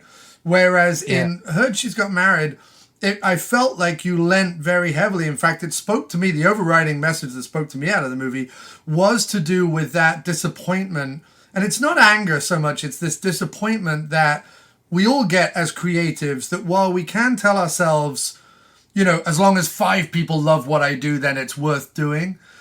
We can all tell ourselves that. And we can all feel that, truly feel that, and create for those 5 people or for ourselves and create for ourselves. There's still that little twinge of disappointment where you're like, why am I not, Elvis Presley? Like, look how good this stuff is, and I'm not this thing. And I felt like this movie, the kernel of that spoke to that somewhat disappointment in creativity. Is that something you felt like you both brought to the script, and was it intentional, or do you think that just built out of the character you were writing? Well, I mean, Charlie and I definitely know the heartache of our work not being very well received. So we have a. It could be more heartache, Farley, after the financial results came in from Listen, the people who more extreme in the sequel, to be fair, the people who watch it and the people who like you, really like the people who watch your stuff and get your stuff, love it. It's not like you put stuff out and it gets a torrent of negativity. Is that right to say? No, you're right. Everyone who watches it loves it. I mean, the Letterboxd reviews, there's a lot of them, and they are glowing. Yeah. And these are actual people. This is not us using fake accounts. See, now you've said that, I think it's you using fake accounts. I've protested too much. But to answer your question, one of the things, it was basically, let's give Mitch all of my worst qualities, And so, Mitch is very petty, Yeah. And I'm not that petty, but I definitely have a little chip on my shoulder sometimes, And I'll rant at poor Charlie. I'll be like, no one respects us like they should. Ah! And so, and I'm slightly joking when we do it, but not really. And but basically, just every time, whatever direction we could go with the way Mitch acts, we go with the worst quality. So it's basically like the monster within Matt Farley is Mitch Owens. and also the music pursuits that your character has. I think, it's not unlike us premiering getting turned down by all the festivals and then premiering Freaky Farley in the basement of the Manchester City Library with a handwritten sign taped to the door, and just you, me, and 3 vagabonds, watching it. But that was fun. I like dark comedy too, so I just chuckle every time something happens to, Mitch Owens, where you're like, oh my God, he he goes on public access, which is like, it should be like a cupcake interview, and that doesn't go great. And he has this lowest level promoter in the entire universe upset with his ticket sales, so we just kept piling it on. What could go worse? Probably the lowest point is taking down the signs that he's personally walked around and placed. Has his own street team because it might conflict with this dive pub. This little cafe, this dark cafe, no, it's fantastic, and I do love the kind of dark Coen Brothers-esque humor that kind of runs underneath it as well, which is always welcome. But Charlie, obviously you've been on Matt's podcast, but you don't have a podcast yourself, and you're always very positive or jovial when you're on Matt's show. But do you have dark nights of the soul where you kind of go, I think my movies are great, and why is no one why are they not like huge blockbuster movies? Did some of that go into the script as well, or not? Mainly for comedy reasons. I mean, I'm laughing about it now. It's we try to keep positive, keep doing things, keep turning it into comedy, and it's cool. It's cool to keep making projects, and it was really awesome that this one, was able to come out pretty quickly. And as anyone who's ever made a movie will say, momentum is like so key. Yeah. And I think the momentum that this one had, being a smaller movie, and we couldn't use the real Tom Scalzo because he was too far away. We couldn't have a lot of the other people that we normally have. We were like, okay, we're making like a play. Yeah. We actually talked about that when we had the Elizabeth and Farley hiding behind the curtain thing. Like, this is like a little like Shakespeare moment or something here. Right. Well, what do we got that we could film with? Well, we've got Elizabeth, we got Pete, we have a package of hot dogs, and we've got a living room. So that's what we were working with, the small things. But no, all comedy. Let me add, the day that we filmed the hot dogs, we hadn't had breakfast, and it was like 11, 12 in the middle of the day, and those hot dogs were just taunting us. So we said to ourselves, we can't eat them till we're done with the scene. But those were the best hot dogs I've ever had, and it was purely because we were starving. Everyone was salivating doing the scene. You were like, Pete, get these lines right, because I need a hot dog. But I think it's a really interesting area for art, creativity, and discussion, because and that's one of the reasons why I love your podcast so much as well, Matt, is that I feel like the whole podcast as a whole, like if someone was to start, episode 1 and go through the whole thing, it's this it's a work of art unto itself, because it discusses the nature of art and creativity and the nature of life and looks at all those things. And I feel like having heard She's Got Married as a movie, it's this interesting counterpoint to Local Legends, or this interesting counterpoint to River Beast, where you are leaning heavier on maybe the thing behind the curtain you don't want to show people all the time. And I think that's what makes it, it makes it interesting for people who have never seen your stuff before, and this is the first movie of yours they're seeing. But it makes it really interesting for all of us who have kind of followed you, not from day one, but from as early as any of us kind of came into it. Certainly from day one in the podcast, and very early in your run of films that have become better known. So I mean, I love it, and I always think that.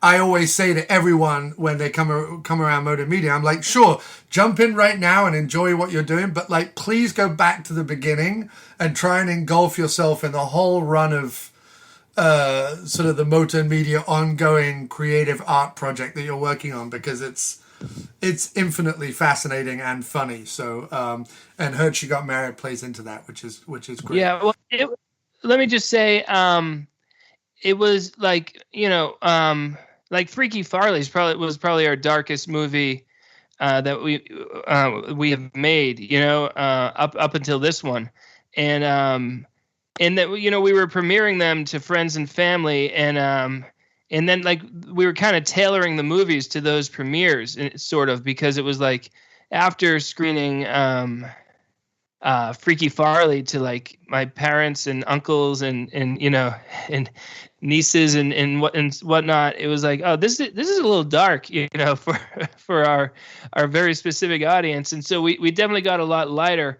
But then with this movie, most of the people we know aren't even going to see it. So and we do, we love horror movies, we love Hitchcock, and we, even though we like the humor, we do like doing dark stuff. But it's also I think that I do know what you mean. And with Freaky Farley, I think the slight fantasy elements of it sort of take some of the edge off the darkness in that movie in a way.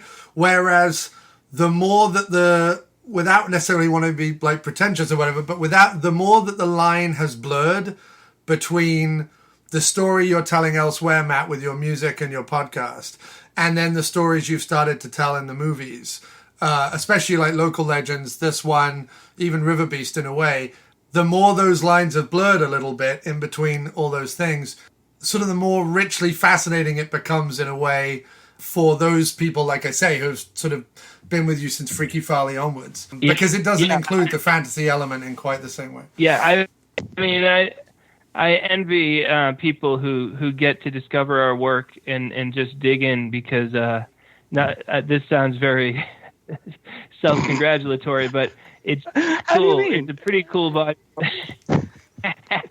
It's a pretty darn cool body of work, and it's like, oh, have you seen their monster movie? Oh, have you seen their dark psychological comedy? Like, no, I don't think a lot of other people are doing this on a local level. So I'm super proud. Way to go, us, huh, Charlie? Yeah, or go back to the Paperboy and see you and me reading the audience reaction to our movie and how our work was received. You know, you're not supposed to be that dark, I think, when you're 20, but it's good. Yeah, we've been mining this territory for 20 years. It's pretty cool. Yeah, and everything builds on each other and everything informs each other, and I think it's that's why it really truly is a body of work. And sure, you could take any one of the things at face value and they would still be great, but once you start to interweave, and you start, just the introduction of like Jay Mayo being a regular cast member, or the in Slingshot Cops, where you got some of the people who had recently discovered you online to kind of come do cameos and things, just little things like that. It may mean nothing to a stranger watching the movie for the first time, but it layers things on for the rest of us, you know what I mean? And I think that's a fascinating thing. So you brought up Charlie not being able to get Tom Scalzo for the role.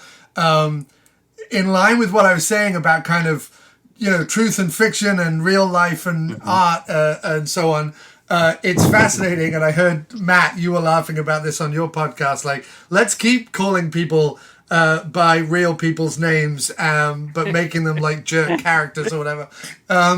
But in this one, it's a bit odd because like I say, there's that thin line between kind of truth and fiction with this movie in a weird way, and having Tom Scalzo as sort of this negative antagonist, or we believe as it goes as the first half of the movie that he's this sort of negative antagonist. Were you just like laughing about that behind the scenes, or is there a little nugget of dark truth to that, Matt? Nah, there's nothing really negative about Tom, but I mean, I think just it's natural for us to give him a role and then to have it become in our minds, that guy's Scalzo. In my mind, I'm thinking that's Scalzo. So when we couldn't really film with him, I'm not flexible enough to want it to not be the guy who we've been using for all these amount of years, I feel like even if we this happens to me and Farley all the time, we change something, like the name of a character or a place, and then it gets messed up in the script where we didn't control F and find every single one. And then we say the old one sometimes, or we say the old one by mistake when you're, hunting for the line in your head on set. So it was just go with it, just go with what we imagined. And he's not meant to be negative in any way. That Scalzo's a cool cat, he doesn't have any of that really in him. But it just seemed like yeah, Farley and Scalzo go together in these roles, and let's just keep it, And then it's also a tribute, really, to the Shock Marathons movies of the 80s and VHS, which always said somebody, George Kennedy as Mr. Lester, or, it was always that. Yeah. So then when we started doing that in the Druid movies, I think even with Tom, so it was kind of like being able to say somebody as Tom Scalzo was just that added callback. But I definitely, while we're filming it or even writing it, I at some point I was like, people are going to think that I'm really upset with Tom, huh? Yeah. Right. And when I finally saw him before he saw the movie, I was like, just so you know, this is pure fiction. But I think people are going to think that I really dislike you after you watch this. Yeah. Although you did do a song, "What's So Great About Scalzo," right? In college. Oh yeah. That released? Okay. Yeah. That's a joke, I guess. If a girl looked at Scalzo, it would be, what's so great about Scalzo? So maybe that tinge is there a little bit, but it's mostly all the ladies love Tom. All through college, they always go for Tom. It's Mr. Cool Scalzo, I had to get back at him somehow, so I wrote this character. Yeah. I like that, though, because there is no grain of truth in it. Like, you and Tom never had a dust-up before you went on stage. But there is that little thing of, well, when we were in college, like, there's always that little nugget of truth there somewhere. even if it was one night, one February in 1998. And we're like, remember that one February night in 1998? I've been thinking about it. And it's going in the movie. I've had me. I've had the Wallace brothers that I've known since I was 6 years old. So I've known them over 35 years at this point. And we still have stuff like, if you start to pick at that scab, it just becomes, but you did this in 1995. Yeah, but you did this in 1986. Like, it just becomes a thing. So you never pick at the scab. You just let it. Yeah. It's like having a brother or a sibling or something. You don't bring up the old stuff because you know where it's going. It's just going to go right down into the bad I still place. get nervous. I get nervous when you and Jim disagree, and it happens a lot. Like every podcast, like 4 or 5 times. Yeah. Like, stop fighting. But clearly, you guys can handle it. So, and it makes for a good podcast. Yeah, we can handle it most of the time. I think there's been a couple of times where we were like tired and grumpy where, and you never hear these episodes, but halfway through the episode, we're just like, no! On the Quick and the Dead one, you said, I disagree totally with what you said, but go on. And he's like, well, no, I'm not going to go on now because I want to hear what... Yeah, well, it was funny. I got a laugh out of it, and you guys did always do a good job. Well, we do it like brothers. I mean, it's not even a friendship anymore. It's just like, we're stuck with each other. It just is what it is. Like, we've known each other so long, so you just, you can say anything we can say anything to each other, and we just kind of, hopefully it's water off a duck's back. Occasionally it isn't, but and the ideas come out while you're chatting, I'm sure. Like you guys mentioned that in other podcasts too. Like, I didn't think about this until right now. But this scene reminds me of this, and that's what's so cool about podcasting and chatting with people and, keep doing these creative projects because you might not think so much about it or take notes on a movie if you weren't doing something like that, And is that what you guys are like when you're writing? So I have interrupted right now one of Charlie and Farley's writing sessions on a Wednesday evening. So I won't keep them much longer because I want them to be writing the next epic Shock Marathon Motern Media creation. But is that what it's like? Is the benefit of writing together like this, sort of face to face on camera and kind of typing on a document, the fact that you can kind of go, oh yeah, I hadn't seen it that way, and you can sort of live with it for a week and then bring those thoughts back to each other every Wednesday? Is that how it works? Yes, I would say so. Without doing that, I don't know how we would do it. It's excellent. And then, building on other guys' ideas and, we don't really outline either. So like with Her She Got Married, we knew where it was going, but it's all on the fly for feel. If we're like, you know what, we haven't seen the Elizabeth character in a while, and then it just that just comes out, and then we do it on the fly. There's no The last few movies, yeah. It hasn't really been outlined or note carded or anything, right, Farley, wouldn't you say? We kind of just know where we're picking up the next day. We do that trick of leaving a sentence that says, next week, write this, include the word, ne'er-do-well at some point. And that's like all we've got. Yeah. Yeah. So it's great. But I mean, so we do a couple hours on Skype once a week, but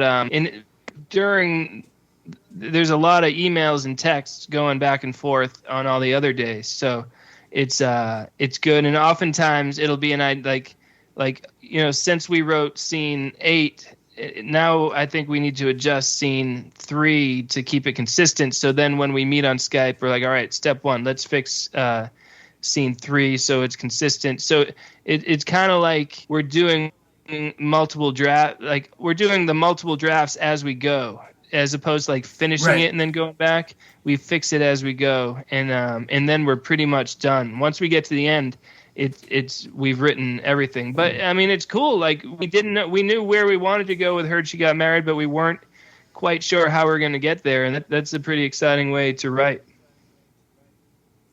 So have any of the upcoming 10 ideas that you're working on for this 5-year project, do any of them include a J. Mayo McGee double act movie? Because I think after seeing them work together, and J. Mayo and McGee are both fantastic in this film, of course they are, they're just tremendous.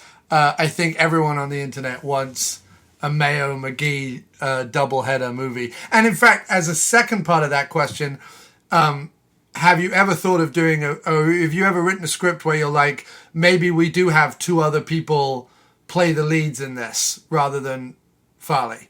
I know why you have Farley, because obviously you're always around, Matt, but like, have you ever thought? Not really yet.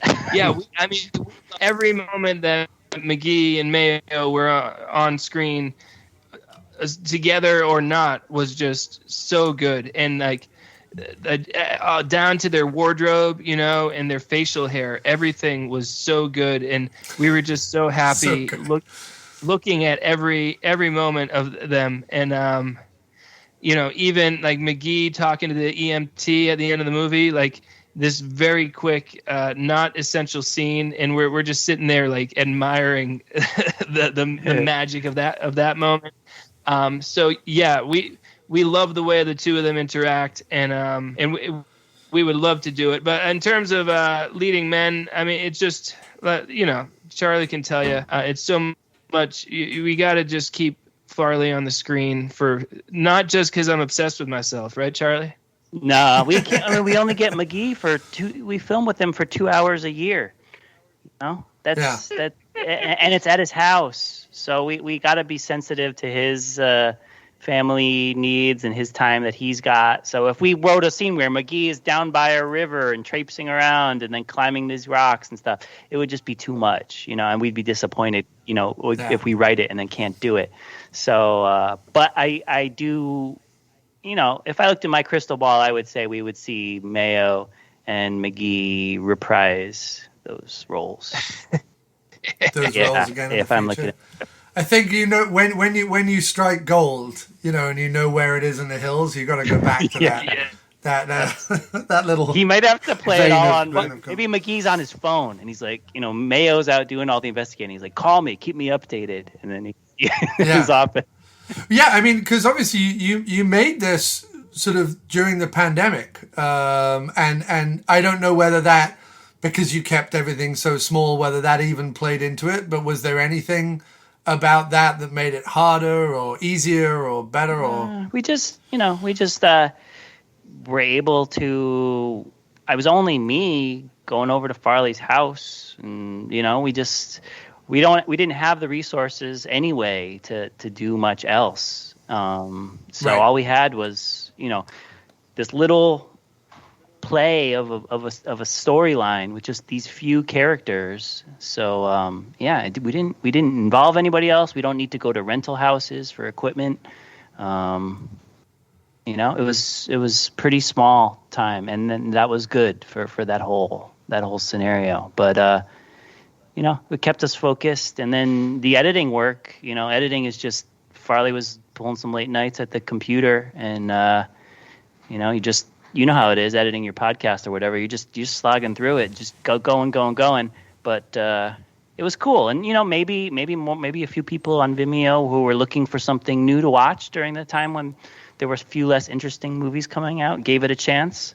Although, judging by the numbers, I'd say that's not the case. Oh no! I wanted this. Simon Barrett, the famous film director, just tweeted about it. I want all your films to be, bigger than Zack Snyder's Army of the Dead or whatever thing he's ripping off this week. Have an original idea, hack Snyder. You hack. Anyway. I just wish it was you guys. I wish people were like, yeah, it's another Charlie and Farley movie. Woo! Like, I wish that was the case. So. Well, I haven't given up. I haven't given up. It's we were a little disappointed with the initial returns. One thing is though that there's people are still getting it. There was like the initial big for us number. Which is not impressive by any scale, but like since then, every week a handful of people are getting it, and it's like, all right, and like I said, everyone who watches it likes it. That Simon Barrett thing was really was nice, that's a great little testimonial from there, and I think that if we just keep on making them and keep on doing this, then all the old movies that are there too, and then the idea is just like, if all the movies work together and they're bringing in money, then we could at least afford to not lose money on it, and that would be beautiful. And stuff like that spectacle series and stuff, I know that really helped because it makes inroads into. I know just from going to screenings in New York in general, back when I lived there, that you see the same, like 50 New York film nerds at those kind of screenings all the time. I mean that as a positive, not nerd as a negative. Like I'm a film nerd, but you see those guys, but then you find out that those guys know a guy who writes for Fangoria, or those guys know a guy who does TIFF, or those guys know a guy. Like it all spreads out, right? So it's all, the community is both bigger and smaller than we think, right? Yeah, and so I think we can.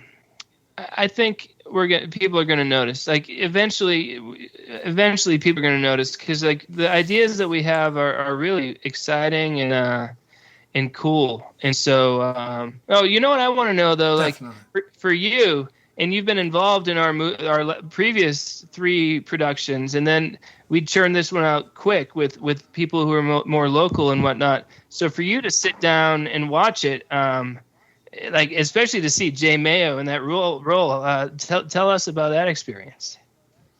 Oh, I was angry and jealous, and I was upset. I was like, guys, I was here in Connecticut. No, listen, it's fantastic. I love anything that Jay Mayo does, and I'm happy to see it. You were very generous, Matt, to ask to use one of my songs in the film, which was fantastic. I mean, not many people can say that they've had their music in a Farley film, when normally it'll be, one of the Motern Media suite of players, normally the guys doing the soundtrack rather than outside people. But me and Trademark Issues were both on the soundtrack, so I feel it sounded great. Super psyched about great, that. By That's the way. fantastic. Your song sounded great in that scene, don't you think? I did. I loved it. Look, I'm going to put that on my IMDb. Anything to pad the resume, guy. That's my favorite thing. Well, and when did you move to Connecticut? What month? March. Okay, all right. So the thing is, we wrote it thinking you were in New York then, and we didn't know when you were moving north, and it was like, we can't write a scene for him. If he's in New York City, it's going to be too hard to make it happen. But don't worry. We got the next movie coming out. Oh, your performance, right, Charlie? I loved watching it, and I also like the idea that apart from local legends, every time I'm on screen in a Motern Media movie, Jim is across the way there. I like the idea that After Movie Diner is kind of, me and Jim have these kind of duos in the movies. So I hope that continues. It is. I mean, yeah. That would be amazing. It's already in the script, yeah.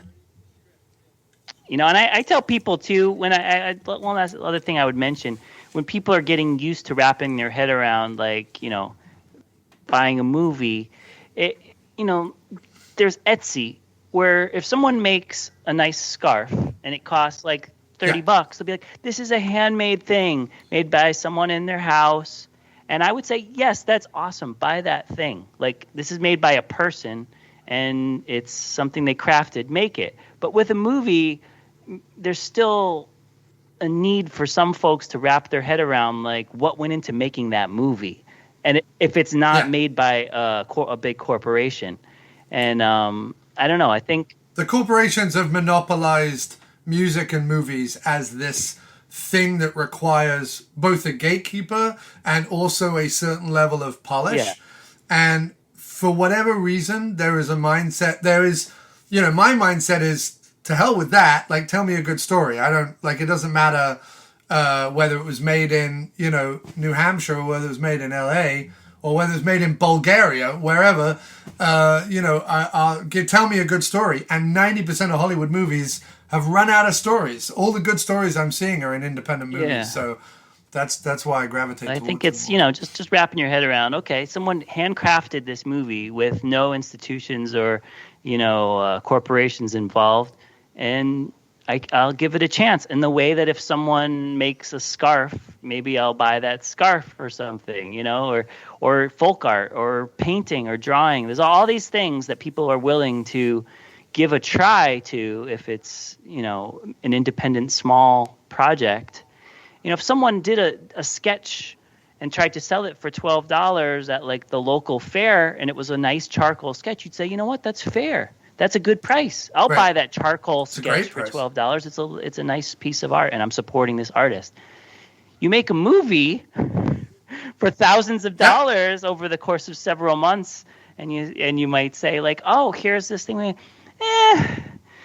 I'm just gonna stream something, from Netflix or I don't know. It's just like wrapping your head around things is sometimes a challenge. You spend more than $12 on a gas station coffee and donut these days. Like, everything else on the planet is so expensive at this point.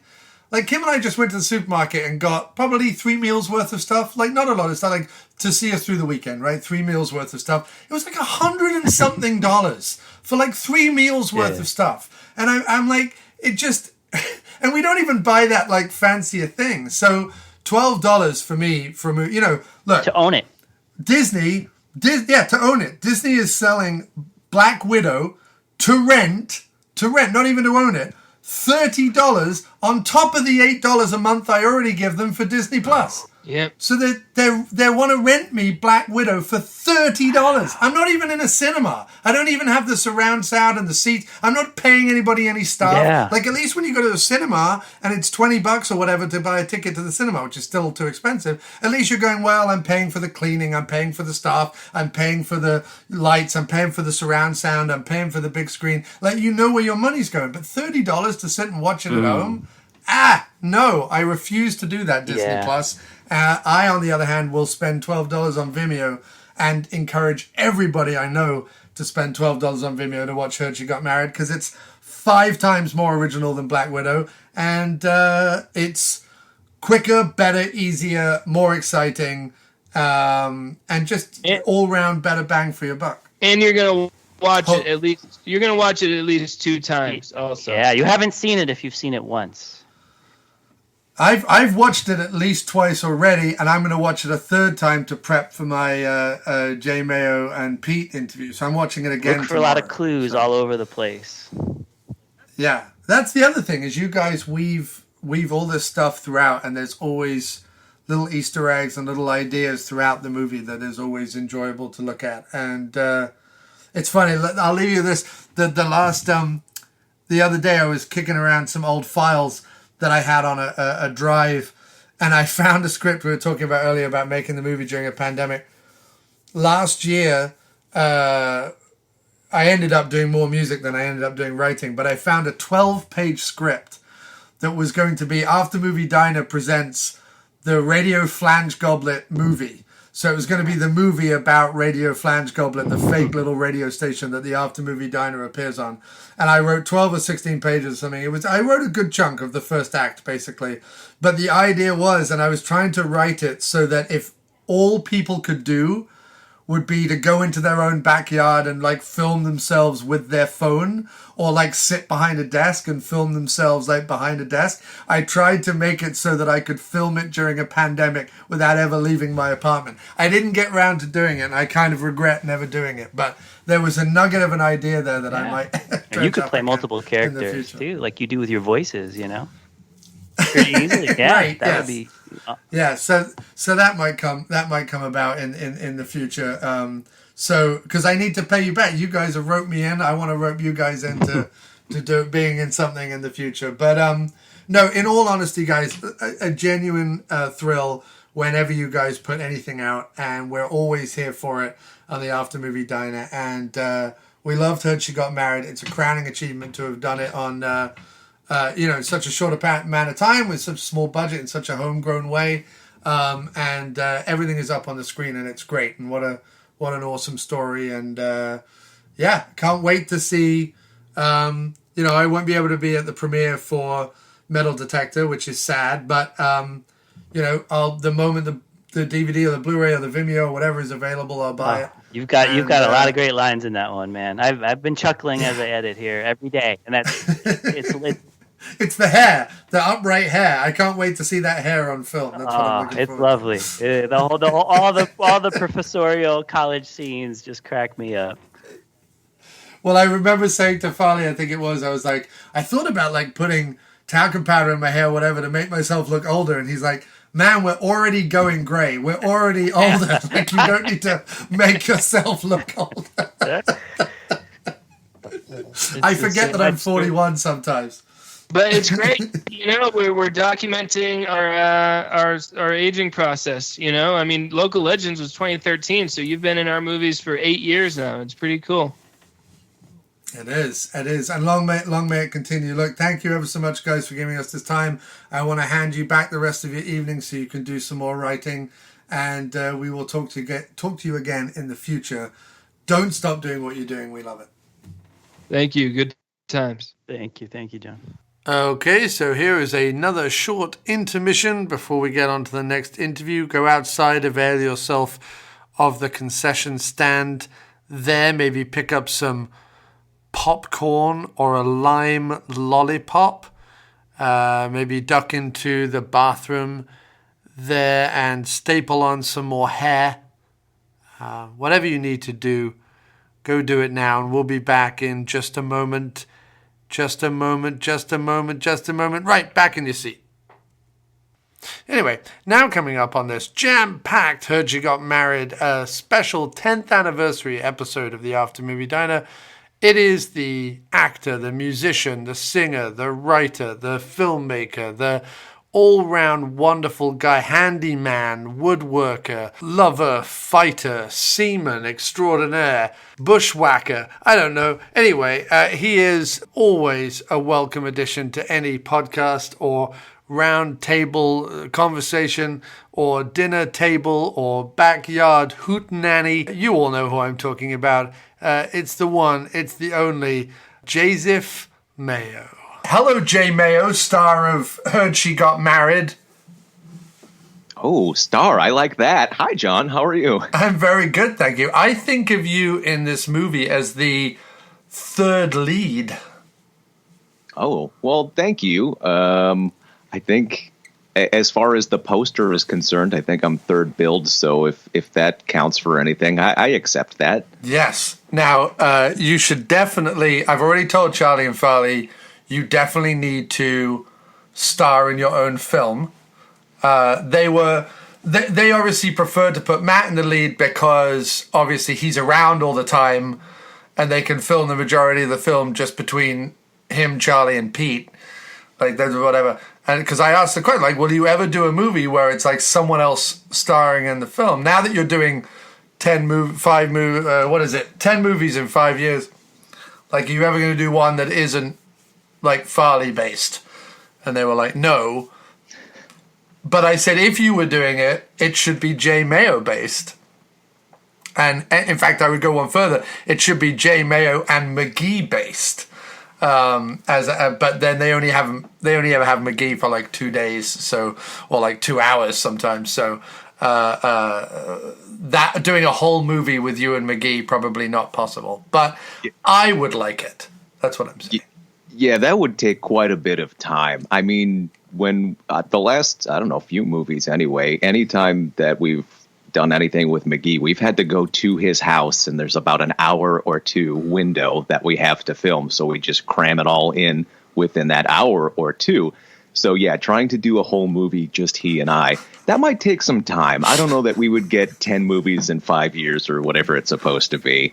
It might take 10 years just to make one movie with McGee on his schedule. But yeah, I'd love to do it. It would be a lot of fun. I mean, I know we did Slingshot Cops a few years ago, and that was a buddy cop movie. I'd love to do a buddy cop movie with McGee. That would be a lot of fun. And we could even do it as the characters from Heard She Got Married. Like, we could just do a spinoff. Yeah. But again, I think that would take a little bit of time. Well, what if you leave the force and become a PI, so McGee wouldn't have to be in it, but it would be J. Mayo PI hunting down, a character or whatever. I like that. I'm trying not to spoil Heard She Got Married, so I'm just saying a character, hunting down a character for the sequel. Yeah, I would be down with that. I wouldn't mind going rogue and just trying to figure it out on my own. I could be okay with that. Even better, if you've only got 2 hours with McGee, you do the opening with McGee. You have the credits. McGee is then killed off, which, they've only done once before with the River Beast, but he's killed off. And then, he's killed at the end of Freaky Farley as well. But you know what I mean. He's killed off early in the movie, and then it's J. Mayo, rogue cop, for the rest of the film. I would watch that. Ooh, and I have to avenge his death. I like that. I don't think that McGee would sign off on being killed in a movie where we're doing a spin-off of his character and he dies immediately. I don't know that he would be all right with that. I'm okay with it, though. I will avenge that man's death. He was my partner, and we were close, and I will get revenge. So talk to me about how Heard She Got Married came to you, and working in a Motern Media film, doing your, I think, largest role to date, if I'm correct. Yeah, that's correct. It came to me the same way it always comes to me, which is Matt sends me a text and says, hey, we're doing another movie. We wrote a part for you. Or are you available on these days? We don't know what we're going to have you do yet, but we just need people. And I'm always more than happy to do anything Charlie Farley, whether it's in front of the camera or behind the camera. I'm just excited to be a part of it. And it really does mean a lot to me that they continue to ask me to do these projects with them. So I get the text from Matt after, we had already filmed a good portion of the previous movie, which has yet to be released. And they were toying around with the idea of Heard She Got Married while we were still filming that previous movie. And they said, yeah, we'll let you know when we're ready to go. So I get the text and they say, hey, are you available on these days? And I said, absolutely. I'll make some time for you. And it was a much bigger role than I'm used to, which is nice. I suppose after 3 or 4 of these films now, I've kind of I've weaseled my way into the Motern Media world, which is... Well, I think it was really beneficial on Slingshot that you did so much behind the camera as well. I think that impresses them. Yeah, and I'm always happy to do that kind of stuff. That's kind of what I do here in my own life anyway. I'm behind a computer or a microphone or, at work. I'm a sound booth or whatever, so I'm used to running lights and cameras and PA systems and doing all that kind of stuff. So I'm more than happy to do it for friends on a film. And I weaseled my way into this one, I guess. And of course, I say weasel in a joking manner, but they said, we're gonna have you play we're going to have you play Detective Mayo, which is nice. I wasn't going to forget his name. That's good. And it turned out to be a much bigger role than I thought. I had quite a few lines in this movie. And they're like, yeah, your partner's going to be Kevin McGee. And who wouldn't want that? That's like the role to have of all roles, right? Who wouldn't want to be a police detective whose partner is Kevin McGee, a.k.a. Hollywood McGee. Hollywood McGee. Listen, I agree with you 100%. You were completely correct to snap that up and do the role. But also, you are a gift to any set and any creative endeavor. So it's incredibly wise of Charlie and Farley to give you more screen time because the fans demand it. And the film aficionados want it. So I think they were very smart to have done that this time round. I was enthralled every time you were on the screen, legitimately so. And it was excellent to see something you could kind of put your teeth into a little bit. And what I love about this movie in particular is sort of, normally in some of the monster movies or whatever, there's sort of protagonist and antagonist, and there's sort of a group of people who hate Farley's group, but then there's a group of people who are kind of with Farley and supporting Farley and doing Farley stuff. And in this one, everyone is just there to antagonize Farley. Like everyone. The only person who likes Farley is Pete's character, and for most of the film, you are highly suspicious of Pete's character. So, for most of the film, Farley is this like lone voice just being beset on by everyone. How many days did you film? And how many locations were you in? Oh, I think I filmed maybe 5 or 6 days total, and maybe 3 different locations. They did a very good job of making it seem like we did quite a bit more. I mean, as you know, with Charlie Farley movies, it's on a budget and it's on a time crunch. So they do the best with what they can in the few locations and the little bit of time that they do have. So they made it look like it was several different locations, but really we filmed some at a park at the cathedral, what they call the cathedral, which is essentially at a park.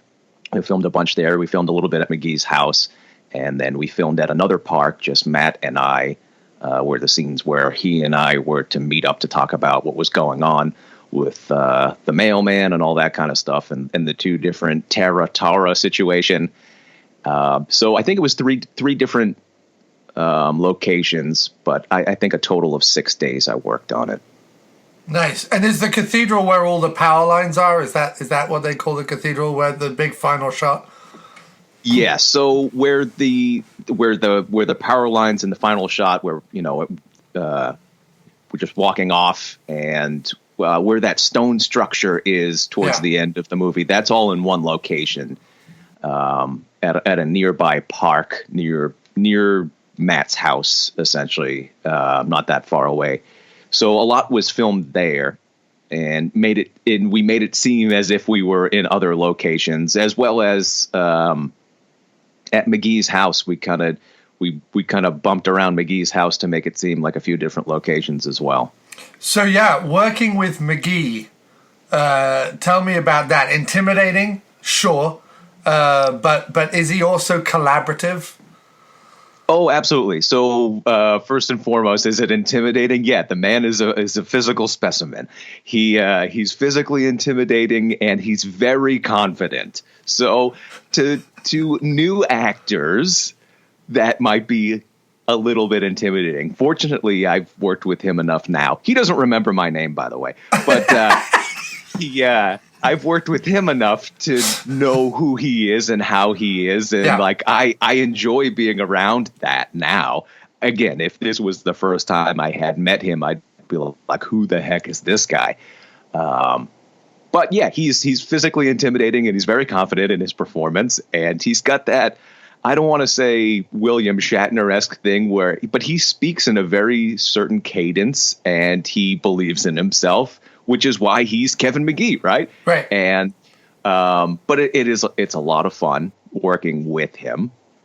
And is it a little bit intimidating? Sure, but he also tends to bring out the best in everybody. Like the one thing I will say about Kevin McGee, and I talked to Charlie about this for quite a while, is Kevin McGee will give you 200% every single time, and he will do whatever he can to make sure that everyone else is doing the same. We had one scene with a guy named Frank that was helping out for the day, and he was playing like an EMT, and he had one line, and Kevin was going over the line with him and saying like, oh, well, try it like this, like you're confused, or try. And Kevin was working with this guy that's never been in a movie before.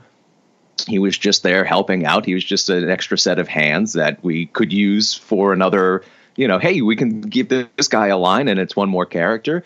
But Kevin was working with him, not in a intimidating kind of way, but Kevin wanted to make sure that this scene was as good as it could possibly be.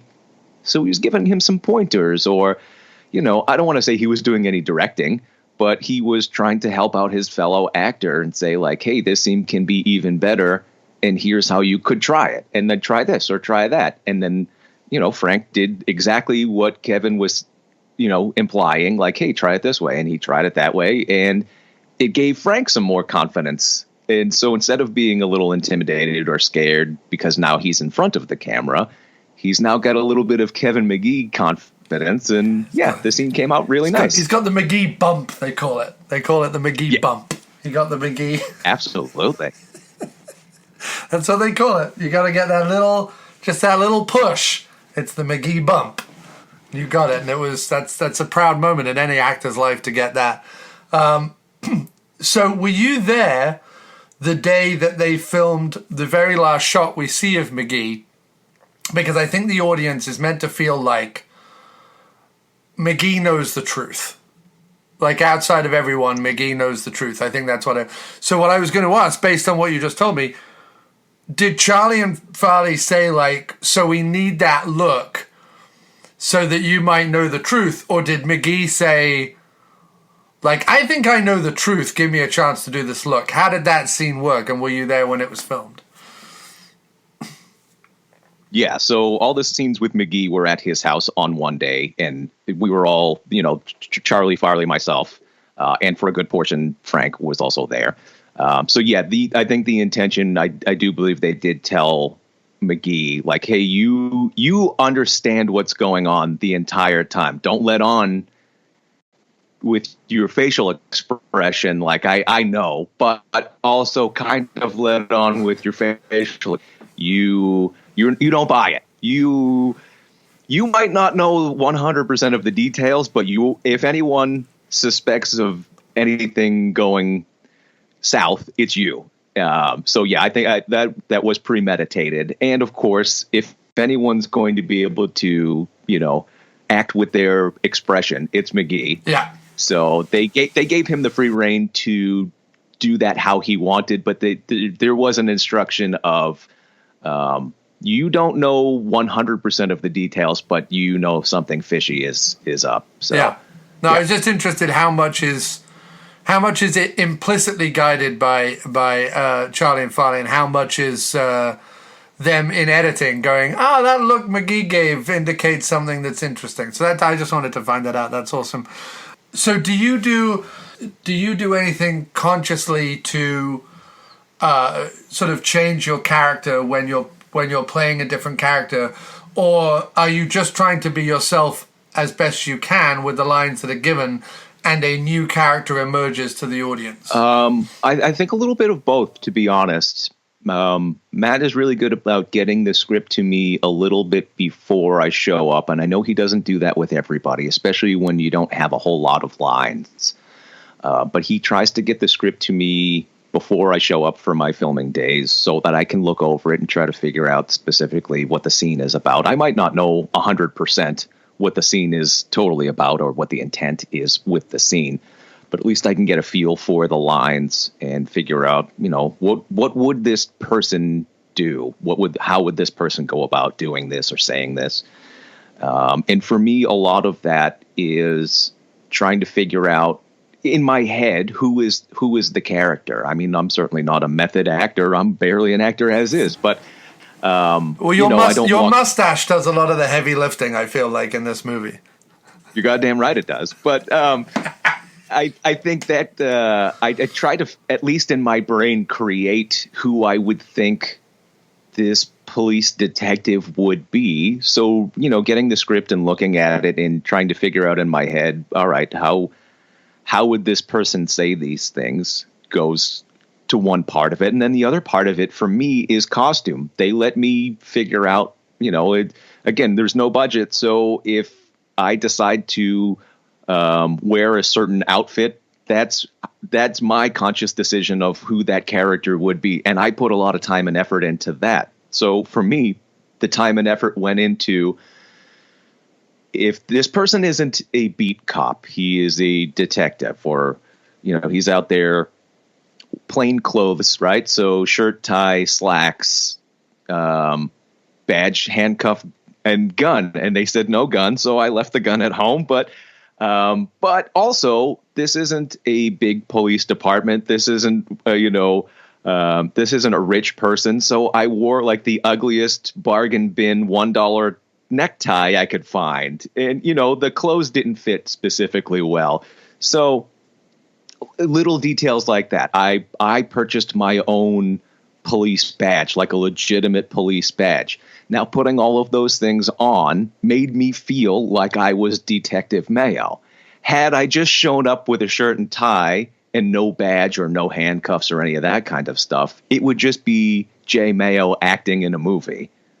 But when I had all of the things that I thought about, like, okay, if you were a police detective, but you didn't have a whole lot of money, where would you buy clothes and what would they look like? So doing all of that, going through the process of doing all of that, made me feel like the character.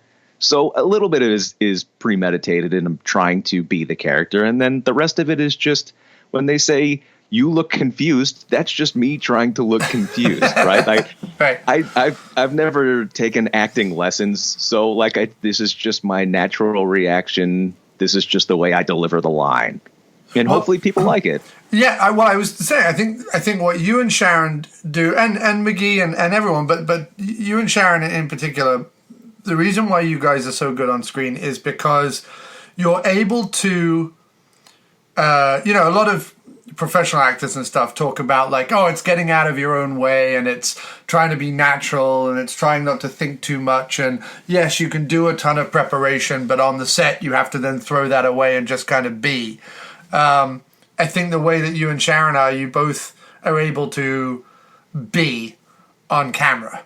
And yes, there's a character there, and the character is coming out of the script and coming out of maybe some of the choices you've made, but ultimately you are confident on screen, and you don't look awkward, you don't look unnatural, you don't look, you just look like you're doing it. You know what I mean? And I think that's that is a great skill that I think more untrained people probably have it than the trained people. The trained people probably are a little more like, shit, what am I meant to be doing right now? And, who's my character and what's my thing? And I feel like you guys can just be better.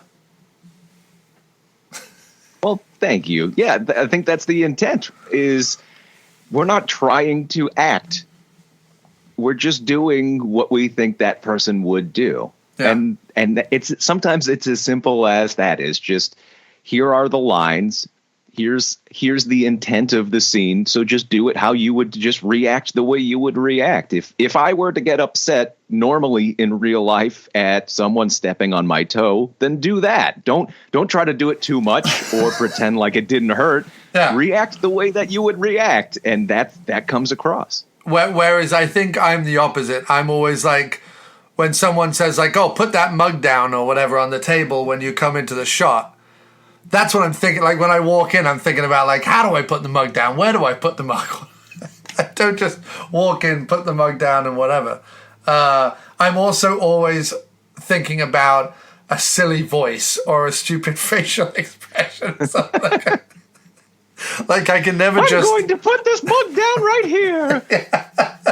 Seriously, like I haven't watched the scenes of Metal Detector Maniac yet, and I can't remember how much they curbed me when I was on set. I think they kind of told me to take it down a bit. But I definitely saw my characters, talking like this and being a bit blah, and being a bit kind of crazy or whatever. And I'm sure they told me to not be like that, but there was definitely, like, I like characters like that. Like, I mean, at the beginning of Slingshot Cops, well, I'm like talking like a Cockney guy. I'm like, I'm stealing fireworks, like it's like that. And they didn't ask me to do that. And I probably shouldn't have done that. But I always try and think of things like that. Whereas you, I think, are much better at just kind of being Officer J. Oh, that's the other question. Do you think that Detective J. Mayo is the same detective or the same policeman as from Slingshot Cops? You just got promoted. So I think we did talk about that while we were filming Heard She Got Married. I think we talked about the idea of, wouldn't it be weird if my character just bounced from movie to movie to movie? It's not on. Well, the only wrinkle in that is that I didn't play a police officer in Metal Detector Maniac. So that means if we were to do a through line for Motern projects, I'm going to have all of the jobs because well, you're Metal a locksmith at Maniac, the Christmas. So I play a locksmith and a pizza delivery guy in Metal Detector Maniac. So that means, like, not unlike real life, I'm working 24 hours a day at several different jobs. But yeah, I mean, I have played a police officer in a few different Motern projects. So if we wanted to just continue doing, and again, I mean, if they wanted to pair me up with Kevin McGee to do a spinoff, it wouldn't be the worst thing in the world. I could just keep playing the same character over and over and over. I could keep getting promoted. At some point, I'm going to be the chief of police. We all know that. Yeah. So I'd be okay with that. And I think we did at least mention it, like, hey, it's funny that we keep making you police officer Mayo in these projects. Isn't that funny? Wouldn't it be funny if we just keep doing that? I don't know that they actually intended to do that. Well, if you think about it, you're a locksmith in the Christmas special and a locksmith in Metal Detector. So it could be the world of two Mayos. So one Mayo is a locksmith / pizza delivery guy, like he's doing the odd jobs. And then the other Mayo, your brother or cousin or whatever, is the officer who is... if it's one person for all 4 projects, that's a little... Listen, I'm okay with doing one of those movies where I'm playing 3 different characters and it's just me, but just, a bunch of different characters. If they want to do that, I'm okay with that. I'll play like my own twin brother or something. Yeah, that's that fine. Would be great. One brother is a cop and the other one is a locksmith that may or may not be a weirdo. Yeah, I'm okay with that. As long as I get to keep the mustache, I'm okay with any decision they make. Oh, so the mustache is contractually obligated. Absolutely. Yeah, I have insured it for several $1 million. So you wouldn't do a film where you shot 50% of it with the mustache as Officer Mayo, shaved the mustache, and then shot 50% of the movie without the mustache. You're like, no, both brothers have exactly the same mustache. It's in my contract. Yeah. First off, I would never deprive the world of this mustache. But also, if we had to do reshoots, I'd be screwed. Like, you can't stick the mustache back on once it's off. So, right. I'm not going to wear some sort of mustache wig or something. I'm not doing that. Well, I mean, how long does it take? Like 3 or 4 days? How long does that beast take to come in? I mean, like more like 6 hours. But let's I don't want to have to go through the process of growing this thing back out. I've not shaved this mustache in a few years now, maybe 2 or 3 years now, and I'm not getting rid of it anytime soon. Both characters need to have this mustache. Mustache. Yeah. This mustache. Well, I agree. I love the mustache, and I feel like it should have its own wardrobe, dressing room, credit on the film. What does your mustache have a name, Jay?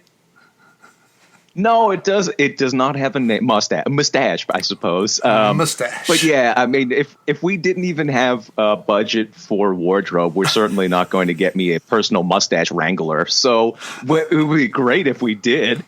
Yeah. But I don't think that's in the budget. So who do you predominantly show these movies to? Who in your life is aware that you are in these films? Who has watched them? Who is supportive and encouraging of it out of family and friends, girlfriends, whatever? It's mostly friends. My family could give a crap less about any of these things that I do. It's just another of one of many silly projects that I'm doing, whether it's movies or music or podcasting or whatever it is. They're like, oh, yeah, he does stuff. Who cares? We love you, Jay, but we have no time for everything you're doing. Yes. Right. If it's not a Hollywood blockbuster, it doesn't register to them that it's a quote unquote real movie. So it's mostly friends, which I'm okay with. Hey, I do this because I like doing it and I like spending time with friends and I enjoy the end result and I enjoy the process. So I'm doing it for me and I'm doing it to help out my friends and to spend time with them. So, yeah, it's my friends that are mostly excited about it. And that's good enough for me. It's really for me, if we're being completely honest. Have you shown your special lady friend the movies? Is she aware of? Yeah. Okay. And again, I think she's like, oh, yeah, that's great. Couldn't care less. Again, I think it would be a lot more impressive if this was a Hollywood blockbuster. Yes. And when you tell people, oh, yeah, I've acted in a few movies, they assume Hollywood blockbuster. They don't assume independent movie that you can only get through a streaming service. They assume you were an extra in The Town or something, like some Ben Affleck movie that came in, Gone Baby Gone or something that came into Massachusetts. The Afflecks were the first that I went to with Massachusetts. So, but you're absolutely right. When people hear like, oh yeah, I filmed in Boston last year, they're like, oh cool. What did Matt Damon do? Yeah, right. Nope. This isn't that. Sometimes not every movie it has a $40 million budget. Right. Some of them have an $11 budget, and I showed up on my free time to act for free because that's just a thing I like doing with my friends. And like Charlie says. And I don't know how we get to this point, but we as internet consumers have said to ourselves, if someone makes something and sells it on Etsy, or if someone paints a picture and we like it and Instagrams it and then sells it on Etsy, we're fine with that. We go, oh, independent artist, I want that on my wall. I want something different. I think it's probably because there aren't poster shops anymore. You can't go to a shop and buy like posters in the way that you could in the 80s and 90s. But even so, people are like, oh, I want that thing. And then when I'm having a dinner party, I want to tell people this is a handcrafted, individually made. There's only 15 of them, whatever, Etsy pie. And people go, oh yeah, individually made, whatever, right? Everyone gets excited by it. But tell them the same thing about music and movies, and for some reason they don't accept it. No, music is something that is done by exploited 16-year-olds who are lining Simon Cowell's pocket, and movies are done by people who earn $40 million every time they take a shit, and that's creativity. And anything else we're not willing to even deal with. And it's odd, right? It's odd because you don't go to the person selling a bench they've made on Etsy or whatever. You don't go, well, I didn't buy it in a furniture shop, so fuck you. Like, you know, you know what I mean? Absolutely. And it's been like that since human existence, right? Like if you were a sculptor or a painter or something, we judge that on the individual painting or the individual sculpture that you have created. And we say, man, you're a very talented artist. And that goes on for forever, right? Michelangelo, we all know who Michelangelo is. Michelangelo wasn't creating hundreds of thousands of sculptures and paintings, individual things, right? But when it comes to music or movies and most of the media that we consume these days, it's how many millions of people have consumed this thing, and that determines how popular or quote unquote good something is. Yeah. If enough people haven't seen it yet, for whatever reason, because there's no budget or because there's no company backing it and promoting it, if not enough people have seen it, it's apparently not good enough, right, as deemed by society. However, if you were to make one beautiful sculpture, that's all you need to do in your lifetime to be considered one of the greatest of all time. Right. Right. I so often with music these days, because I was putting out albums last year and earlier this year, a lot of people I'm seeing online, the group of musicians I kind of became a community with on Twitter, a lot of them do one song and then just that one single. That you go to their Spotify account and there's one song there. Now that song might have 75,000 plays because all they've done is promote that song for 8 months and paid to have it put on playlists and, whatever it is. But it's one song. And I'm always like, wait, but even if that song became hugely popular and some A&R person was like, great, let's get you in the studio, do you have another 12 songs in your back pocket? Or are you going to be one of those people who spends 3 to 4 years making a fucking album and having to use a ton of writers because actually you had one song and all you did was promote that one song? But it's odd. But likewise, I think the thing that we all love about the internet is also the problem with us as creatives, which is we love the fact that everyone can create and be on the same platforms as everyone else, right? We love that my music, your music, whatever, can be on Bandcamp and Spotify in the same way as, the Rolling Stones or whatever, right? We love that. We think that's great. The trouble is the flip side is also true.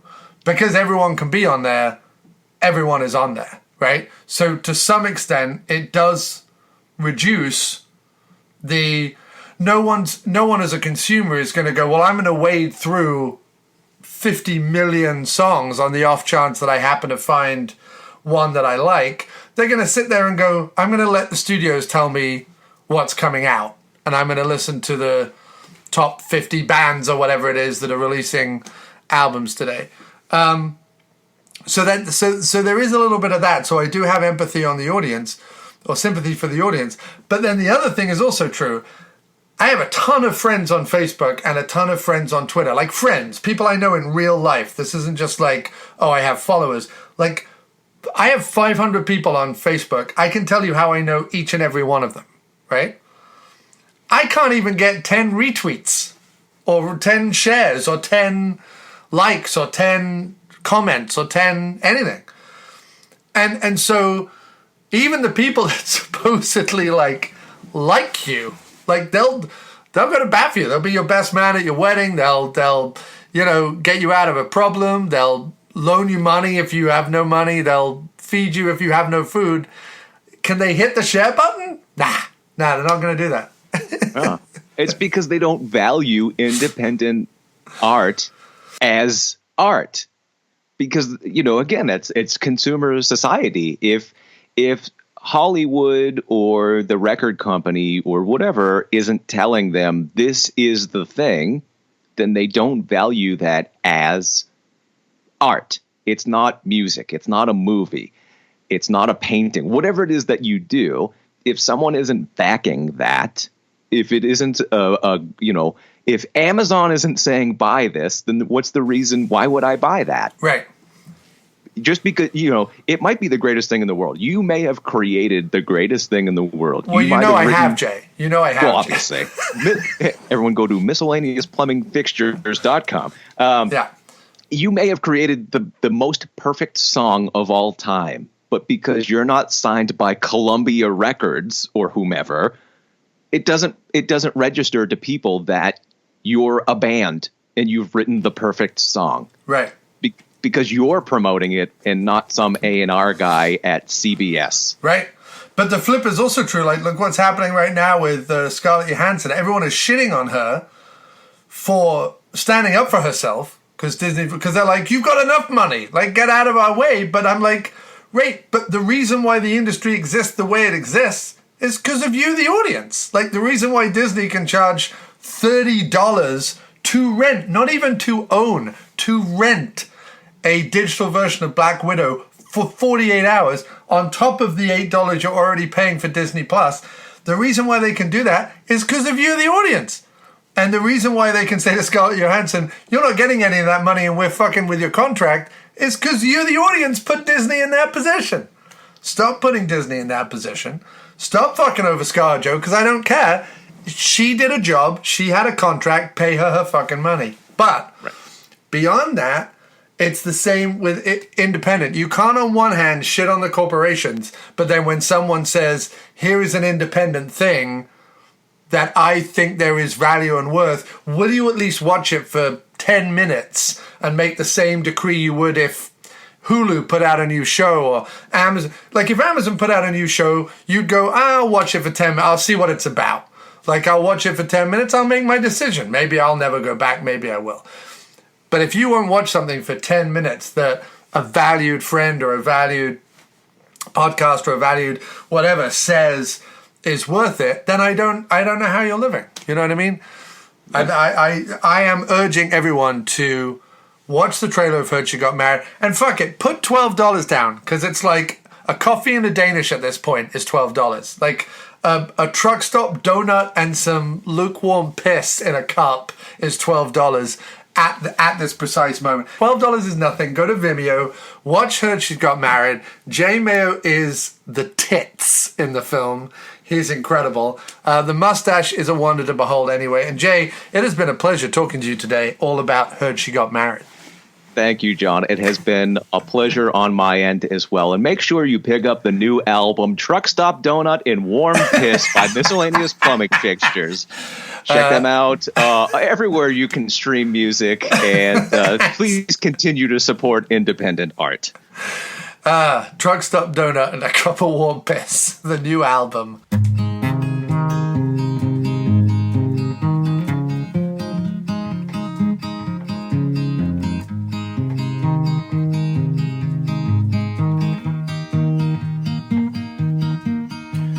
Truck stop donut and a cup of warm piss. This is something I don't think I will miss when I wind up my life on the road and I stop having to carry my heavy load. I will take the next few years knowing this: I don't have to have a truck stop donut and a cup of warm piss. But maybe in the last few years of my life, when I'm lying back somewhere at home with my second or third wife, I will stop for a moment and maybe I will reminisce about a truck stop donut and a cup of lukewarm piss. I was out on the blacktop for most of my days, cutting corners where I could, finding the best ways to get my cargo from A to B. My boss once told me there was no one better than me, but now I'm done with a farewell goodbye kiss.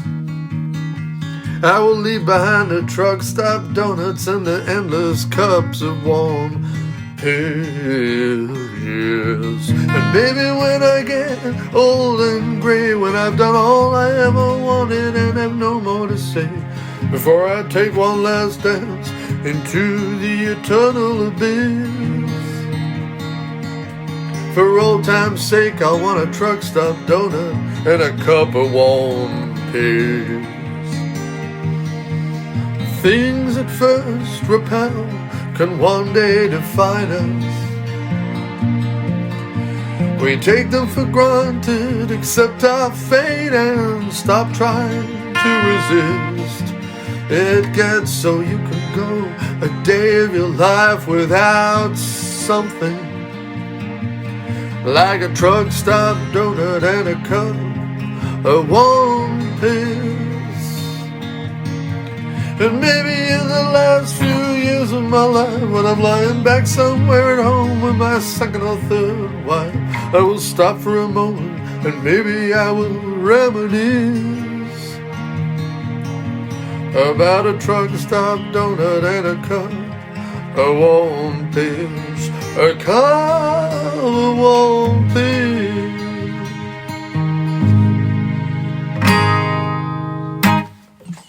What if that was the song?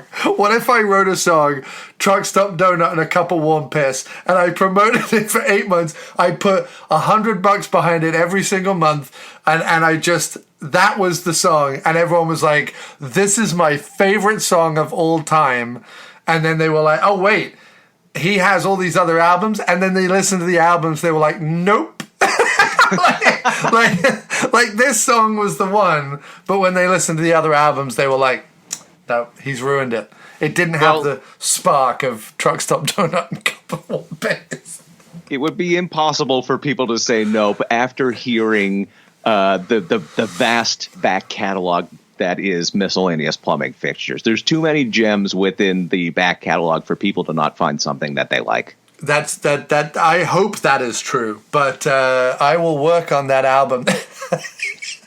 What if I did it? What if next Friday you got a Bandcamp message that was just like, Miscellaneous Plumbing Fixture has released a 10-track album called Truck Stop Donut and a Cup of Warm Piss, and it was just awful. But I did it. Like I somehow did it. I would appreciate it, and I think the other people that were to get that message through Bandcamp would be like, I'm going to check it out. I don't know what the hell this is, but I'll check it out.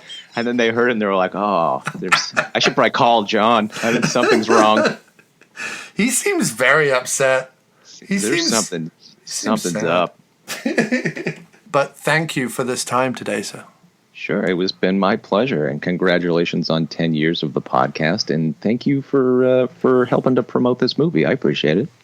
Listen, anything I can do. I mean, we don't get the listeners we used to when everyone was riding on commuter trains, but we get enough. We get enough listeners that hopefully, and it's the 10th anniversary show.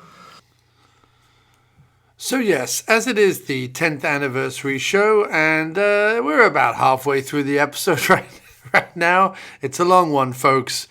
I thought about splitting it into 2 parts, and I just thought, no, you have pause buttons. If it's too long and you need to listen to it in multiple parts, do it yourself. You're an adult. Hit the pause button, and then go, oh, I wonder what else is happening on the After Movie Diner a few days later, and then go back and press play again. I mean, do I really have to do everything? Do I really have to break this out into 4 episodes or 2 episodes or whatever? No, it's 1 episode. Deal with it. Use your pause button. Goodness me. Anyway, as we're here at this point, I thought, why not read out a couple of 10th anniversary messages that we got from the listening mennies. And first, out of the mailbag. Well, we should have the mailbag jingle, shouldn't we? Because for 10 years... we've had a mailbag jingle, so let's play the mailbag jingle now. Here comes the postman, I wonder what he has for me. Is there something in his big brown sack? I wonder what could it be? Well, I hope the bills it lacks and instead brings me some listener feedback, or maybe, just maybe, a big bag of crack. Oh, here comes the postman, I wonder what he has for me. All right, so first up out of our big hearty sack, it's Matt Poirier from, I don't know if that's how you say your name. Sorry, Matt. Matt Poirier. Matt Poirier from the direct-to-video connoisseur, who is a dear friend and has a wonderful podcast of his own, direct-to-video connoisseur, as well as has just written his second novel. Not just one novel, ladies and gentlemen, but 2 novels from this gentleman, Mr. Poirier, Matthew Poirier. He has written a second novel called The Girl in a Gun. It's available on Amazon right now. The link will be on After Movie Diner in the podcast notes. But it's well worth purchasing. His first novel, Chad in Accounting, is a riveting and hearty and funny read. I can strongly recommend it. And the follow-up, I assume, is much of the same. I can't wait to get stuck into that. It just landed on my map the other day. Anyway, he writes, congratulations on 10 years of the AMD. Beyond the great time I had as a guest to talk about Albert Pien. I love tuning in when I see a new AMD episode in my feed to hear what you've cooked up. The music, the mini sketches to open the show, and the trademark guest introductions are all great on their own. I should just do those then, and then not even bother doing the rest of the show. He doesn't say that, I said that. Anyway, he goes, let alone the fun conversations on movies. Oh, he likes those as well. Have been a nice staple over the past decade. Whether it's the New Year's Eve episode or you and Jim slogging out a cheap self-indulgent 90s neo-noir for Sleazy Spade of Springtime, I know it'll always be entertaining. I wish you all the best and another 10 years and beyond, and a hearty hobo butt flute salute to you, good sir. Matt Farley from Direct-to-Video Connoisseur. Everyone check out his podcast, follow him on the socials, and buy his new book, The Girl and the Gun, or A Girl and the Gun. I think it's The Girl and the Gun. I should really have it in front of me. It's over there on the bookshelf, though. Well, never mind. You'll find it. It's phenomenal. And thanks, Matt, for your message. Next out of our sack, it is the wonderful John Wallace, who's been my friend these 35 years this year. Wow. I've known the Wallace family 35 years. This is John Wallace. He is Jim's younger brother and my dear old best chum. And he was on a lot of the early episodes. He did the Woods and Weller series with me, the Kane and Keaton series, and hopefully we'll have him back on soon as we do a kind of hopefully celebratory kind of run through all our old co-hosts, which is what I intend to do, which will be fun. Anyway, he writes, the diner is 10, hell's teeth.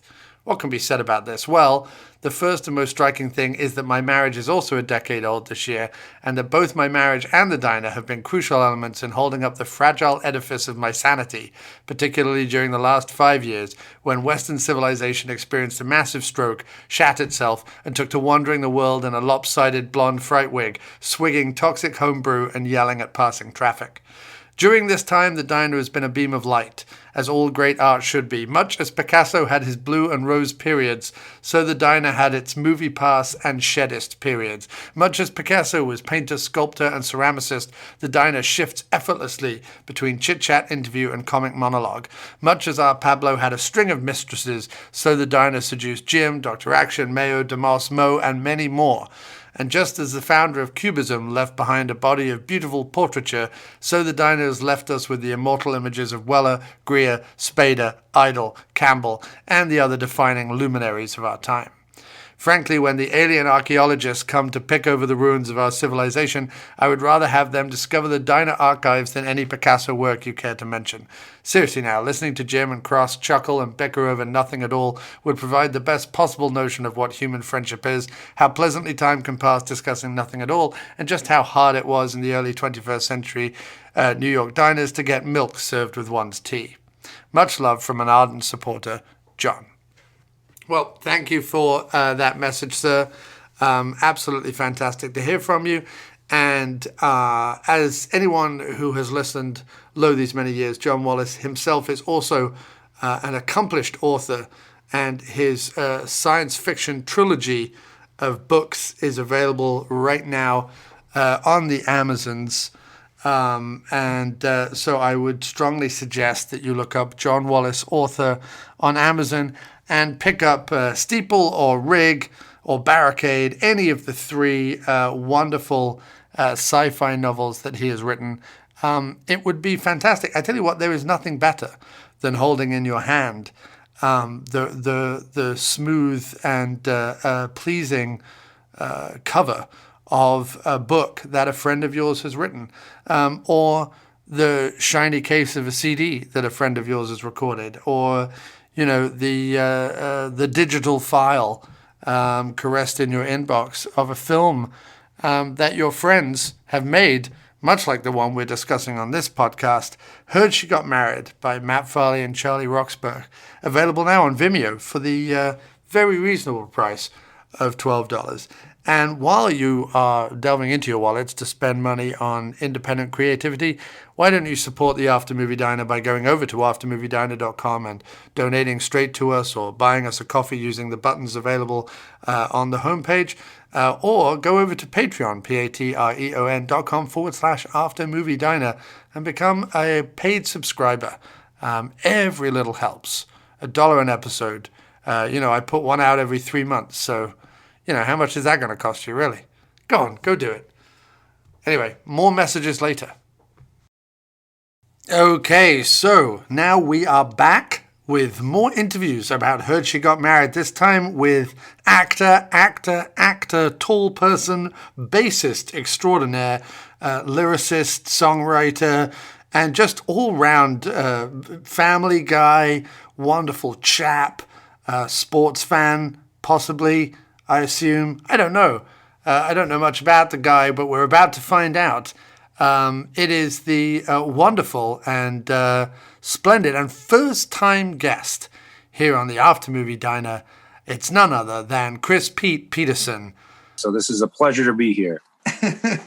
Yeah, it's fantastic to finally get you on the show.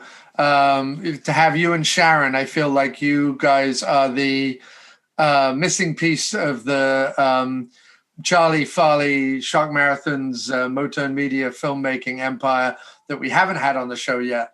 All right. So this is the first time, and I think what a great film, and what an auspicious time to have you on the show, your first time on the show, because Heard She Got Married, it's such a culmination of so many things that anyone who's been following either Matt's career or Charlie's career in the last, whatever it is now, decade of them kind of putting out movies and making them more public. I know they've been making movies a lot longer, but sort of since Freaky Farley onwards, that they've been kind of publicly putting movies out. And I think Matt's been doing the podcast about 8 years, I think, maybe 7 or 8 years. So anyone who's been following that career knows you guys. But why don't you tell us how you first, because I understand you also went out to LA, how you first got interested in film and how you first got involved in acting in any regard, but also in Matt's films.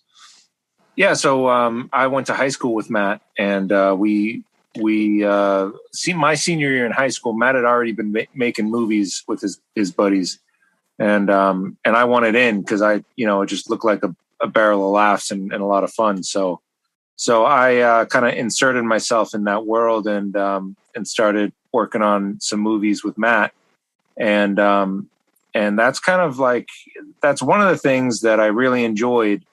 And then it coincided with my freshman year in college, where I didn't really have a direction to go in.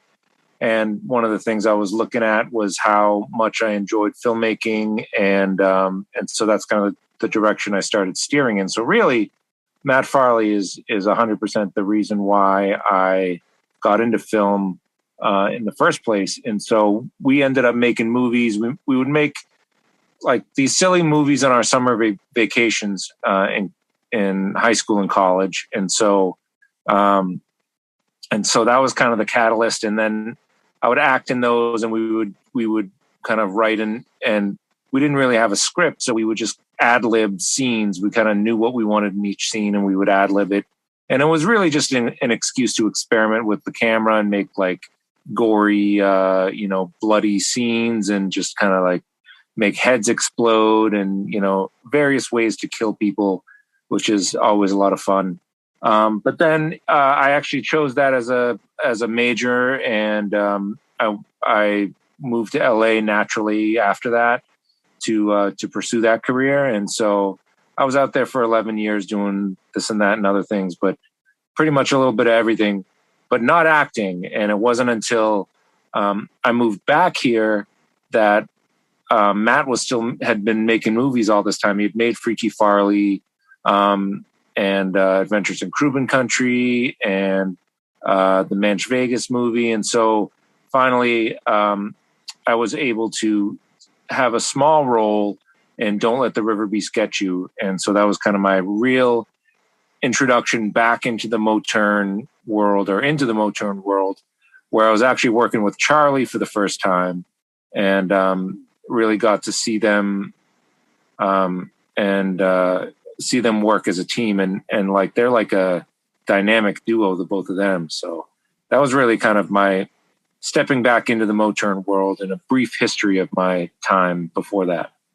Nice. And I know that Charlie was out in LA for a while. Did you guys ever cross paths out there, or were you there prior to him? I don't know when Charlie went out there. I knew he was out there because I was interested in doing a documentary with Matt about him and his music. But I never met Charlie out there, and we never really corresponded unless it was through Matt. Like Matt was always the go-to person. But yeah, I never ran into him, at least to my knowledge. Yeah, I've got a feeling he was still out there during Local Legends, because I think his scene in Local Legends was filmed, in Los Angeles, and he sent the clip to Matt, I think. So yeah, he was out there. He was out there past when I came back. So, and but do you have any interesting stories from your time in LA? Anything that dreams fulfilled or dreams dashed, or was it the experience you expected it to be? Was it the experience you wanted it to be? Yeah, I mean, I loved it. I fell into a great job. So I started at Fox Searchlight, and I worked there for a while, and then I wanted to be, on some movie productions to get some experience. So I worked on a job in New York City called Brown Sugar. That was a movie with Taye Diggs and Sanaa Lathan. It was the first movie actually after 9/11 to start filming in New York. So it was a real cool experience to be there at that time. And then I kind of bounced between film and TV production. And I fell into reality TV, which I ended up liking a lot more than anything else, because I worked on like Top Gear USA and Shaq Versus, and like just kind of like they're fun shows. But what I like about them is that they move really fast. Reality TV moves really fast, and so you go from idea to production really quickly. Whereas in movies, in the film industry, it takes years and years to get a movie made, from writing the script and getting the talent attached and getting the money attached and filming it and editing it, releasing it. So reality TV was almost like making movies with Matt. It was like quick run and gun, get the shot and get out of there and move on. And so I really enjoyed my time with reality TV. But ultimately, LA, I love it, LA, but to be out there with a wife and a small child, it's not the best. It's great when you're, single and you got no attachments and you're just, you can work all day and give all your time to whatever. But when you need health insurance and you need to spend time with your kid, it gets a little, crazy. So that's one of the reasons why I came back. But I'm glad you said what you said about like working with Matt, because I was going to transition and say, the faster pace and the more kind of immediate gratification. I mean, I know the Matt stuff, they still edit it for a while and it's still a few months, but you're not waiting years to see the end result. You sort of see it within the same calendar year, and it's a much quicker. And that's what you get. That's what you get with independent filmmaking is things move a lot faster than in a studio environment. And I got studio experience, and I found out the hard way how long things take. And you work years on a project, and it ends up being the Chipmunks 3, and it's just right. It becomes a really sad experience. So. Well, I think that's why, funny enough, I went to college to do film and, have 101 film ideas, but even independent film was too slow for me. So one of the reasons why I transitioned and I do a lot of music or I do podcasting is the instant kind of creativity of it. The fact that you can literally start the morning with an idea and end the evening with, a finished song or a finished show or a finished, and you can do it.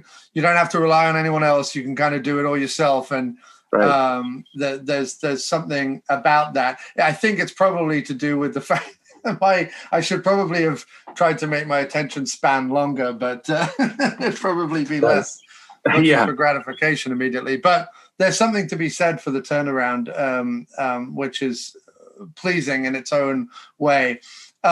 So you've, as you were explaining, you've worked on sort of every Matt and Charlie film production since Don't Let the River Beast Get You, with Heard She Got Married being your fourth role.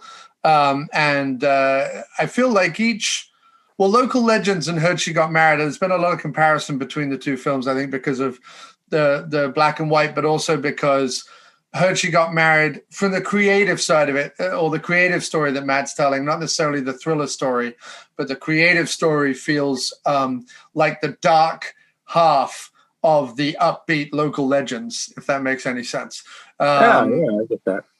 So like on one, Local Legends, it's all about him sort of as a musician being chipper no matter what. Even if it's just a show in a basement, he's going to figure out how to be positive and upbeat about it. But Heard She Got Married is about everything not going the way that he wants it as a creative person, and him sort of having that leaning into the somewhat sometime bitter kind of response to the lack of fame or the lack of recognition or the lack of whatever, I think. And that's what I loved about it. It's sort of besides, but they're the two largest sort of roles you've had in the Motern world.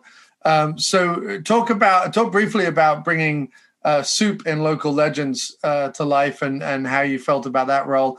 And then moving over to Van Hickman and Heard She Got Married. Yeah, well, I think, Local Legends, I think, is based a lot more in reality, as opposed to like the kind of dialogue that you get from Don't Let the River Beast Get You and whatnot. So I think the way people talk, I think, is a lot more natural, and so I think that lends itself to a little more realism. And so I think that's really where those two films are the same, is like the realistic approach almost to I know, Matt, there's some definitely fantastical scenes in Local Legends, but I think that at least as far as my scenes go, my character Soup was just kind of just a sidekick guy who has some fun ideas and moves the plot along. But I think that as far as how Heard She Got Married works, that realism is there, but then there's all those dark undertones, and it kind of is highlighted with the black and white to kind of make a much more somber feel to everything, to every scene. And was there any or more improvisation in Local Legends, or obviously Matt wrote a script there, I remember, but there was also room in the script to kind of come up with your own bits. Did you and Matt kind of workshop your scenes in that, or was it all on the page? It was all on the page. Matt knew and that's one thing, like I don't think there's, at least in my experience with Matt and with Matt and Charlie, there isn't a whole lot of experimentation. Like, Matt knows what he wants and Charlie knows what he wants. And so it's on there in the paper. And once you start trying to veering away from that, they'll rein you in a little bit. And so that's kind of one thing I've learned is I'm there to fulfill their vision. And so with Heard She Got Married, and with Local Legends too, there was very little improvisation. Really, any improvisation the only improvisation I really had was with my costume and with my facial expressions. kind of the way I chose to, or the way I chose to say the lines, but I'm still saying what they wrote. So it's really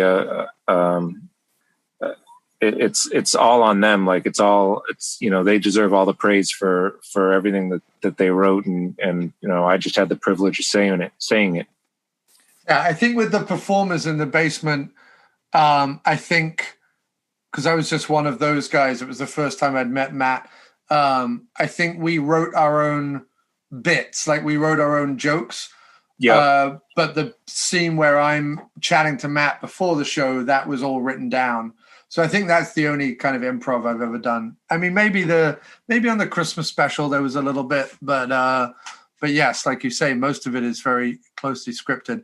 And in Heard She Got Married, it's sort of perfect, because I feel like in Don't Let the River Beast Get You and Slingshot Cops, not that you're never the villain, but there is there is sort of a bad or sometimes sleazy aspect to your characters in those films, which Heard She Got Married kind of subverts perfectly.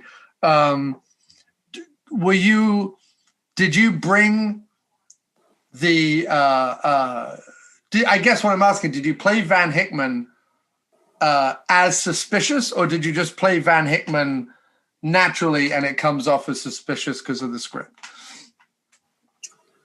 I tried to play him as saying those lines that they wrote. So I didn't have, like I said, I didn't have much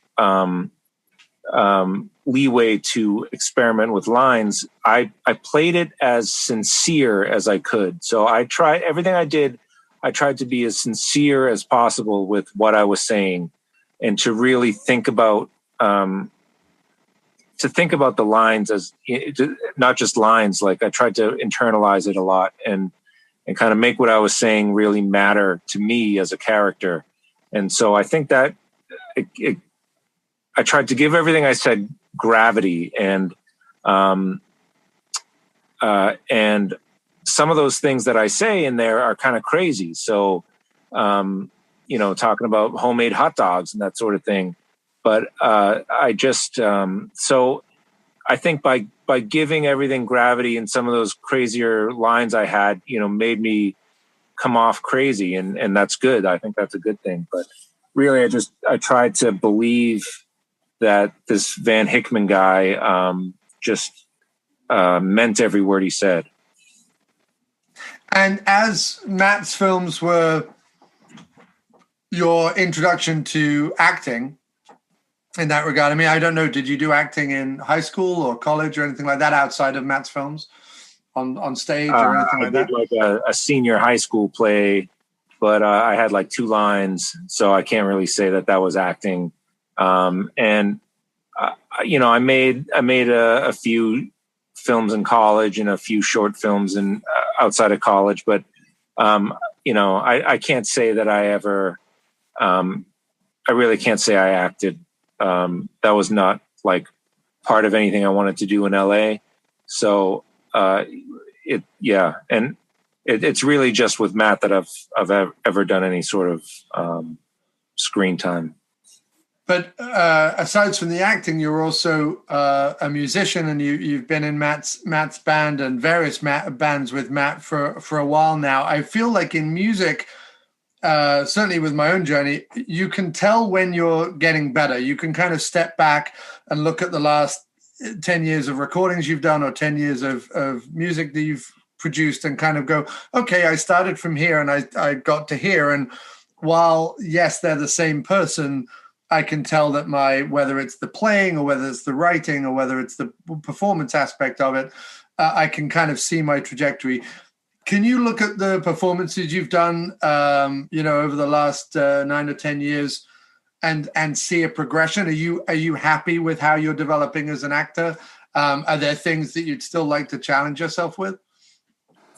Yeah, I mean, I think I really noticed. I felt I'm really proud of Heard She Got Married, and I think that's it's a great film. It's a really great film. So, you know, if I were to pick a moment in time that, you know, where I feel like I've progressed, I think maybe it's this movie. And as far as taking things further, I mean, I'd love to, you know, Matt has an aggressive film slate ahead of him, and yes, indeed. So you know, as long as I can just be a part of all of that, you know, and contribute where I can, but you know, it's exciting to you know, to be a part of a team like this, and to continue to make these types of movies. It's just it's a fun time. Definitely. I mean, I love it. I love it both as a fan, and the small little bits I get to come and perform. I love both things. It reminds me very much of my college days when I had a very concentrated group of friends around who all wanted to kind of roll up their sleeves and do stuff. And I think the sad thing about adulthood is, especially when you move to another country like I did, you end up not having that. And so the fact that Matt, Charlie, yourself, Sharon, Tom, and so on have that and continue to have that, it's a very enviable thing. And the fact that then Matt and Charlie open their arms or cast their net wider and bring in, you know, some of us little local legends or whatever ourselves, that is an absolute joy. One of the people who gets a lot of shout out from Heard She Got Married is, of course, Jay Mayo, who's someone who's along with myself kind of ended up being in Farley and Charlie films, and just does a really great turn.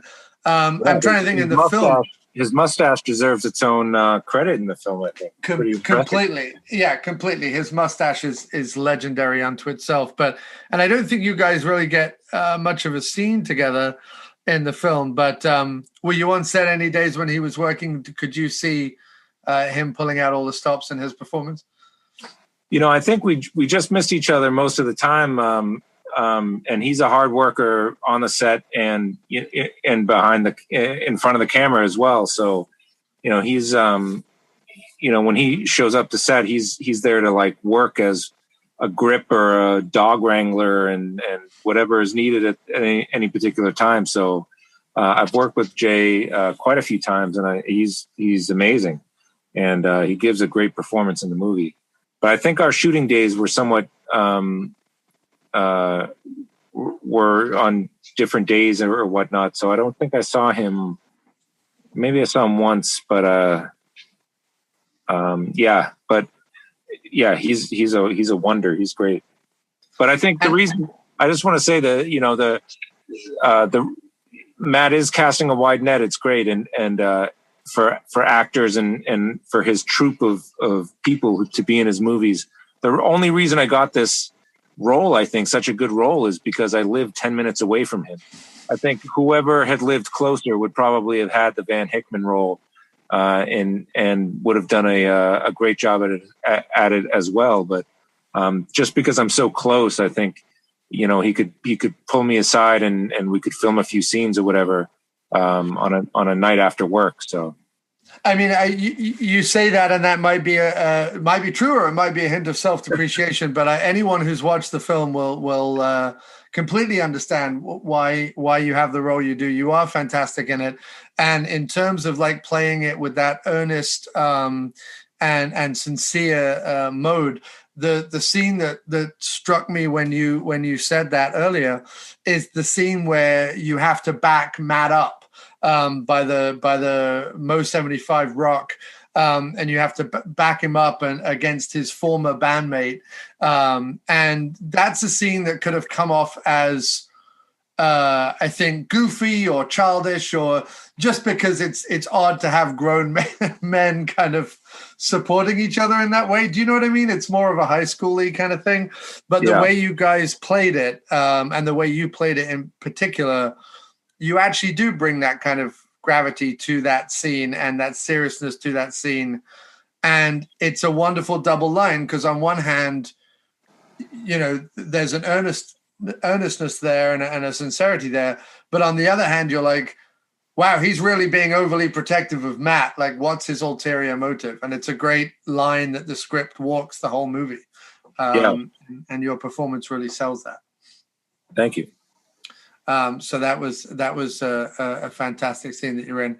And also, I think just from listening to Matt's podcast over the years and getting to know Matt personally a little bit, yes, he has this big group. Yes, he has this wide net. But I also feel like his life is sort of divided into double acts. And whether it's him and Charlie, whether it's him and Tom, him and Elizabeth, obviously, and then you and Matt, because you probably guested on his podcast the most at this point, and you obviously play as bass a pivotal sideman role to Matt's music. So definitely never sell yourself short just for living around the corner. You're as far as us fans and listeners and friends are concerned, then you're up there. You're one of the double acts that define Matt's life, if that makes sense. Oh yeah, no, it's exciting because I don't think it's funny is like none of us in that circle would be probably doing any of this without Matt. It's he's a driving force for motivating and getting people to kind of get off their butts and do things. And so it's a tribute to him, really. Well, I can't wait to see the future films. I'm apparently in the next couple of them. I'm going to finally be able to drive come October. So that means that I'll be actually able to be on hand to do a bit of a J and help behind the scenes and hold things and carry things and do whatever is required. So that's exciting. I've lived in cities so long I haven't needed to drive. Yeah. I think the biggest thing for me has always just been, like I said, I used to do movies at university. I made an independent film with a whole ton of my university friends. I then spent my 20s vowing I would do it again and never did it again. And then I moved out to the States, and through kind of three little pockets if I count my friends out in Pittsburgh, but three little pockets of like independent groups of filmmakers, one in Pittsburgh, one in Baltimore, the Don Dola, Joe Ripple group, which actually led me to Matt and Charlie. And then with Matt and Charlie, I've sort of been able to fulfill a few of those little dreams that I had as a teen in the independent world in America. And I'm not looking for anything bigger or better than that. To me, being able to cross off certain things off the list has just been a thrill. So I'll take whatever scraps they throw me. I'll show up and say my one line and run away foolishly like I did in Slingshot Cops. Right. That was a great role, by the way. Yeah, well, I like it if they let me do accents. That's when I'm really at my happiest. I remember I showed up to Metal Detector Maniac with a whole idea because I'm playing this old professor guy. I was like, I'm going to do this, I'm going to do that. Matt was just like, could you just, your regular voice is fine, just read the lines. But no, in Slingshot Cops, because it was such a small role and it just starts the movie off, I was able to kind of go a bit wilder with that. But Metal Detector Maniac, I think the maddest thing I did was stick my hair up. I think I gelled my hair up and made a few silly faces. But outside of that, I think I play it. I mean, I definitely play it like an old professor, but I don't. I didn't go too crazy with the accent. Yeah, that's funny. I had more lines that time, but who knows? Yeah, that movie, I'm in that movie as well, and yes. I didn't shoot my scenes until just recently. So some of those scenes are like, you're talking to one person, and it's like, by the end of the scene, you're looking at me, and it's 2 years later. So just the time gap between filming some of those scenes is going to be crazy to see. I think the big chunk that I did with. I think Kyle was in our scene. Seth Odalon Green on Twitter, he was in our scene. My podcast co-host Jim Wallace was in the scene, and a couple of others. I think that scene is kind of being broken up throughout the film, but we filmed it all in one day. But what's going to be funny is watching Matt and Tom, especially Matt, but probably Matt and Tom's hair kind of do this throughout the film, because I know that it was filmed because of the pandemic. It was sort of filmed over the course of, I think, 18 months on and off. So thank you for all that you do, Chris. Thank you for being on the show today. And if there's anything else you want to share or promote or tell people to follow you or anything like that, please go ahead. Awesome. Thank you. Yeah, it's been a blast. The only thing I got going on is the Motern extravaganza. And yeah, thank you for having me. It's been great. Well, that's fantastic, sir. And can't wait to see you again in person soon, I hope. Take care. All the best to your family. Stay safe, stay well, stay healthy, and all those good things. All right. You too. Thanks. Hey, John. Carlin Trammell from Nerd Lunch here. I wanted to reach out and congratulate you on reaching that 10-year milestone for the After Movie Diner podcast. By my calculations, that means you started your podcast just a couple months before Nerd Lunch launched ours, and you lasted almost 2 years after we quit. Now, it's not a competition, but if it were a competition, you win! I remember first learning of you when you were a guest on the Schlock Treatment podcast. Oh, I miss those guys. And when I heard you, my first thought was, wow, we have to get this guy to be a guest on our show too. And you were a guest on our show 8 times, the first being a big discussion on James Bond. You and I saw eye to eye on License to Kill. We're a couple of the rare fans of the Dalton action extravaganza that is that film. But we couldn't quite agree on Daniel Craig. But, even in disagreement, we could have reasonable discourse and respect for each other. One of the great things I love about the relationship that Nerd Lunch and the After Movie Diner had. You were also a witness in one of our classic episodes, The Trial of Zack Snyder, or as you call him, Hack Snyder. And one of the most memorable episodes you were a guest on for our show was the Sci-Fi Pitchnado, where we concocted this low-budget film for Sci-Fi Channel that featured like a whole bunch of has-been actors like Judd Nelson and Judge Reinhold, and then we transformed the Electric Light Orchestra into the Steampunk Light Orchestra. It was amazing. And it was made amazing because of your contributions. And then Pax from our show and I had the opportunity to travel through time on your show as guests, and we joined you for a couple of discussions, once about Back to the Future and another time about the Bill and Ted movies. I love the After Movie Diner podcast. There is no other podcast like it that I've ever heard.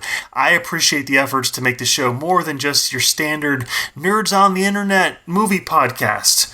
Your combination of original written material and music and then deep discussions put your show in a caliber that, quite frankly, the internet is not worthy of. What I value most of all, though, is the community we were able to build through podcasting that eventually manifested itself into getting the opportunity to spend a day with you back in 2018. My wife and I were visiting New York City, and you graciously spent several hours baking in the hot city sun to walk around with us and even take us to a few diners. So, John, congrats on reaching that 10-year mark. Best of luck to you as you continue on your podcasting journey for many years ahead.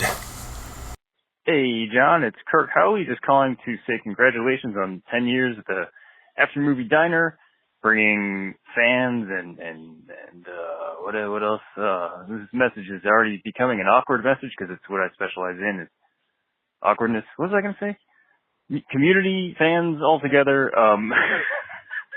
This is the worst congratulations message ever, but I just want to say sincerely, one of my most cherished memories will probably always be discussing He-Man and the Masters of the Universe after we went to see that in a theater in New York City, and we sat in a diner having a loud, probably obnoxious to the other patrons of the diner, conversation about Pig Boy.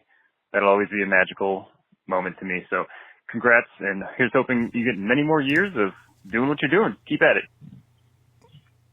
All right, so it turns out that picking around the bottom of the mailbag, we still had a couple more messages. Robert Long from Baltimore, one of my Baltimore peeps. What up, my Baltimore peeps? Robert Long, he wrote, Dear John, happy 10th anniversary to the After Movie Diner. 10 years, wow, hundreds of podcasts plus music and videos and everything else under the sun. And you got married to a tremendous woman. How do you do it all? Thank you for all the quality content you've produced in the last decade. So many laughs and so much passion has been put forth from your variety of entertainment outlets. So happy to call myself a fan and a friend. You, of course, earn mega big points with me for being a genuine fan of Don Dola's films. I remember being worried, as I usually do, that you would end up panning and making fun of his efforts. I was pleasantly surprised about your unironic enthusiasm for what Don did in his lifetime. I'm looking forward to your review of Crawler and hope to do a premiere of it in the future. Long live the New York Dolarites. It was my pleasure to guest host on The Diner and hope to again in the future. All of us in the Baltimore area hope to have you and Kim visit us again. You are a fan of us and we are a fan of you. Cheers to the After Movie Diner, Robert Long. Well, Rob, thank you so much, sir. What a sweet message. I couldn't agree more. I feel like Baltimore is one of the spiritual indie filmmaking havens of the United States. And I hope to make many more visits to that fair area of Maryland in the future. Lots of plans for various different things. And who knows, maybe we'll all share a scene on camera in some way in the future as well. If I ever get around to finishing a screenplay, I have many ideas. But thank you ever so much for writing in. Thank you ever so much for always supporting the After Movie Diner. And everyone who is a fan of indie filmmaking in general, do check out Robert's website, smashotrashindiefilmmaking.com. That's smashotrashindiefilmmaking.com, spelt exactly like it sounds. Lots of great reviews, interviews, commentary, and all sorts of stuff on that website. Specifically and mainly around the kind of Baltimore, Maryland area, but also further afield as well. Robert is also an accomplished artist and just a fantastic gentleman. So thanks again, Robert, for your message and your very kind words. And one of the last 10th anniversary congratulatory emails we got was from longtime listener and messenger on the Facebook page and the Facebook group, Rahatul Alam, who writes, congrats on keeping the podcast going. The first episode I heard was The Marine way back in high school. Then I became a big fan, listening to every review while dining. Sometime I would go to a buffet just to eat, just to hear your review. You are unique in that I haven't heard a podcast eat at a diner and talk about movies, and hopefully that aspect can come back. But I loved hearing stories and movie reviews of yours, as well as the Dr. Action and Kick-Ass Kid show, which was a great addition as well. I never knew about PM Entertainment or action movie stars like Jeff Speakman or Michael Dudikoff and many others, and that made me laugh a lot. Hopefully one day you can make more with Doc and maybe put it in the same feed. But thank you for the years of just being there when we needed it. It helped me get through rough times and most of all had fun listening to it. And I hope you do more for years to come. Well, thank you ever so much, Rahatul. That's a fantastically sweet message of yours, and I'm so glad that you stuck with us. I don't know about any more Dr. Actions. Let's see. I never say never. We could bring that back for a bit. I brought Crosstalk back for a bit, so you never know. But we will definitely have Doc back on the podcast, and we will definitely talk action movie stuff again in the future. Again, same with going back and eating in a diner and talking about movies. It just isn't on the cards right now. I've actually moved out of the city. But again, never say never. The chances are that sort of once every couple of months, I'll go back and visit Jim in New York once the world is a little safer to do that kind of thing. And when people are actually taking this pandemic seriously, when that actually happens, when I actually feel like that's happening in the world, then yeah, definitely I'll go back to New York and do some more Diner episodes. Why not? I think going forward, if the After Movie Diner continues, as I've sort of hinted at throughout this episode, it will most likely be episodes where I sort of revolve the guest host and do some live shows and some Skype shows or Zoom shows or whatever, and sort of just talk about a wide range of things again, a wide array of things again. Much sort of go back to how the podcast was when it first kind of started. I know everyone loved the In Diner episodes, and I do too. And there's nothing I miss more about New York than going out with Jim on a Thursday night, watching a movie and then talking about it in a diner. But it's just not on the cards right now, unfortunately, because of the way the world is. So we hope, we keep our fingers crossed. Hopefully everyone does what's right and the world gets a little safer again. So we'll wait and see. on that one. But thank you ever so much for everyone's messages. Thank you, the 2 voicemails you heard from Colin Trammell and Kirk Howley. Hopefully get them back on the show again. That'd be great. And if nothing else, let's keep the After Movie Diner community alive, because as I've said already, if this podcast has given me anything, it's given me this wonderful group of friends who are all brought together by common silliness and a common love of movies. So it's awesome. And that does mean a lot. All right. So we saved the best for last.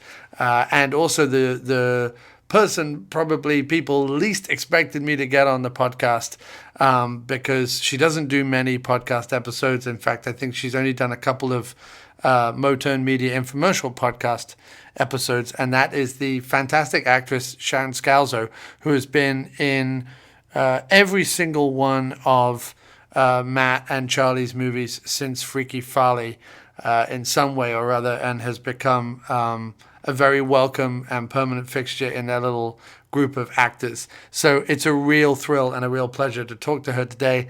And so I hope you enjoy this conversation with the fantastic actress Sharon Scalzo. So the latest Matt Farley Motern Media movie is out. Heard she got married. As has become expected at this point, you are in the film. We wouldn't want a project to go by without you being in it. So what is it like? Let's go back. What is it like to have found this niche as an actress in these films over the last few years? Well, I always look forward to the email from Farley saying, Sharon, we're in another movie. We have a part. Can you come on this day? And usually it's just, yep, I'll be there. I'm looking forward to it. Sometimes I read the script before, sometimes I don't. So sometimes I like to kind of be surprised. I've been involved with them since 2006 now. So it's been a lot of years, and I really look forward to the days working with them. Before, when I was a little bit younger, a little bit more novice to this, it was always like, oh, is this going to fit in my schedule? I don't have time for this. I don't have time. And now it's something that I actually really look forward to and make sure to carve time out for whenever they need me.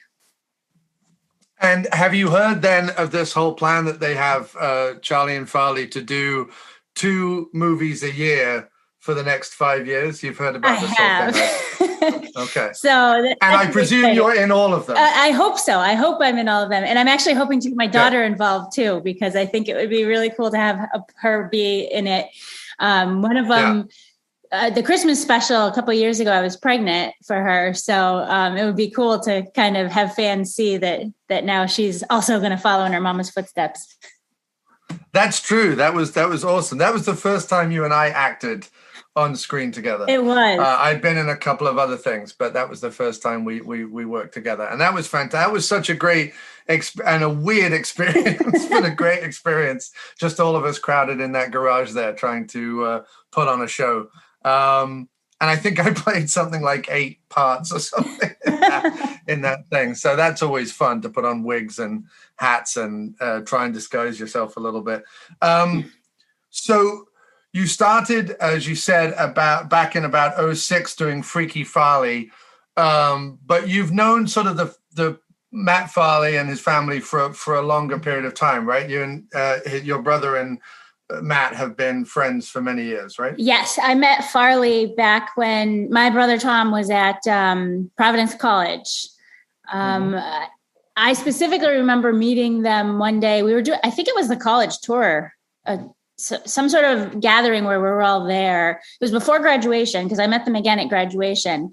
But I do remember him, and I remember meeting him way back. It's been so many years. I don't even remember what year that was, to be perfectly honest with you. Tom could help you out with that. But so we've known him for a very long time. Didn't really get back in touch with him, me personally. My brother obviously was, until right around 2006. Okay, so there's sort of no curious memories of early Farley before he became who we know now, or do you think he's just been that guy forever? I'm just trying to get some insight if there is any. I'm pretty sure he's been that guy forever. I remember some stories of my brother from school.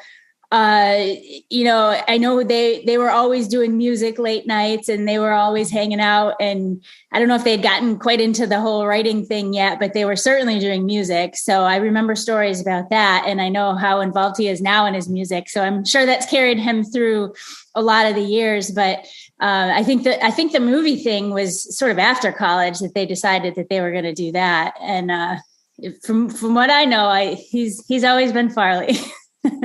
Yeah.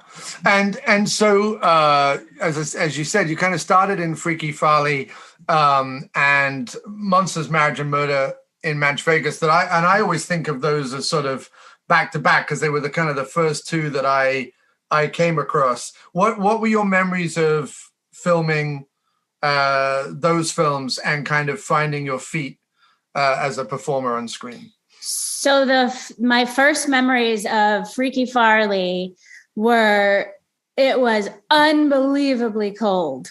It was October. We were filming maybe late September and then October, went into October, but we were at a park up, which coincidentally ended up being where I used to live. I ended up buying a house sort of near this park, but I remember crouching in the trees and, being in the woods and filming for hours on hours on hours and just being really, really cold. And I'm like, this doesn't seem like that people can project on screen that they're not freezing when they are. And I think there's a few scenes in there where if you look hard enough, you're like, she's incredibly cold right now.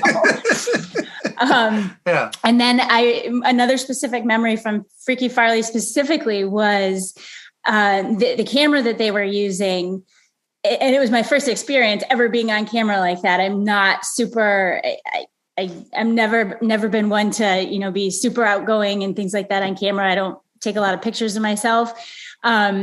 Charlie telling me, every mess up, and he was kidding at the time, but there was an underlying truth to this, that every mess up, they cost me $50, when they had to redo the film because the way that they were filming it, and you can maybe speak more to what camera they were using. I have no idea, but they couldn't go back and edit these things. So we had to do these takes and then we had to make them right the first time. And so over the years that has certainly evolved, and we don't use the clapper anymore, and we don't have to be mic'd up and hide the microphones. So things have certainly gotten easier, but that, those are my fondest memories of all those filming. Both of those first two movies were like that, actually. Yeah, they were both on 16 millimeter film. And I think that was the thing when I first got the DVDs, because they found my show and Charlie wrote to me, and I first got the DVDs through from them. It was first of all, it was sort of just how professional the DVDs looked. They had covers, the DVDs were printed, everything kind of looked official, which back in the day when I was getting DVDRs from independent filmmakers saying, can you please cover my film? A lot of the time it would literally just be like those old DVDRs with some Sharpie scrawled on it. And I'd look at it and be like, I don't know what this is. This was very clear what this was. And, it being Charlie and Farley, they sent me a whole packet with postcards and a handwritten letter and everything. Like, it was a whole thing. And I was like, oh, wow, this is impressive. And then to watch it and realize that here were these guys doing 16 millimeter, like no one was doing that anymore. Everyone had kind of moved to doing video or mini DV or even, the DVLR or whatever they're called, the cameras.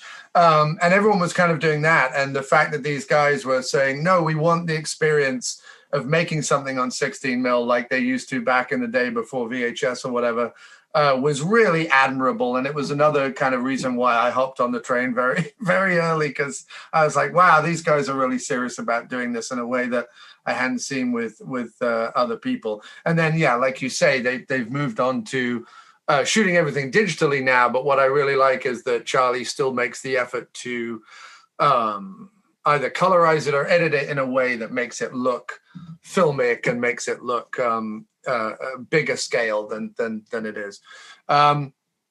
And yeah, so jumping forward to Heard She Got Married then, that was filmed earlier this year during the pandemic. What was sort of the experience of doing that? And was there any hesitation, or were you on board no matter what?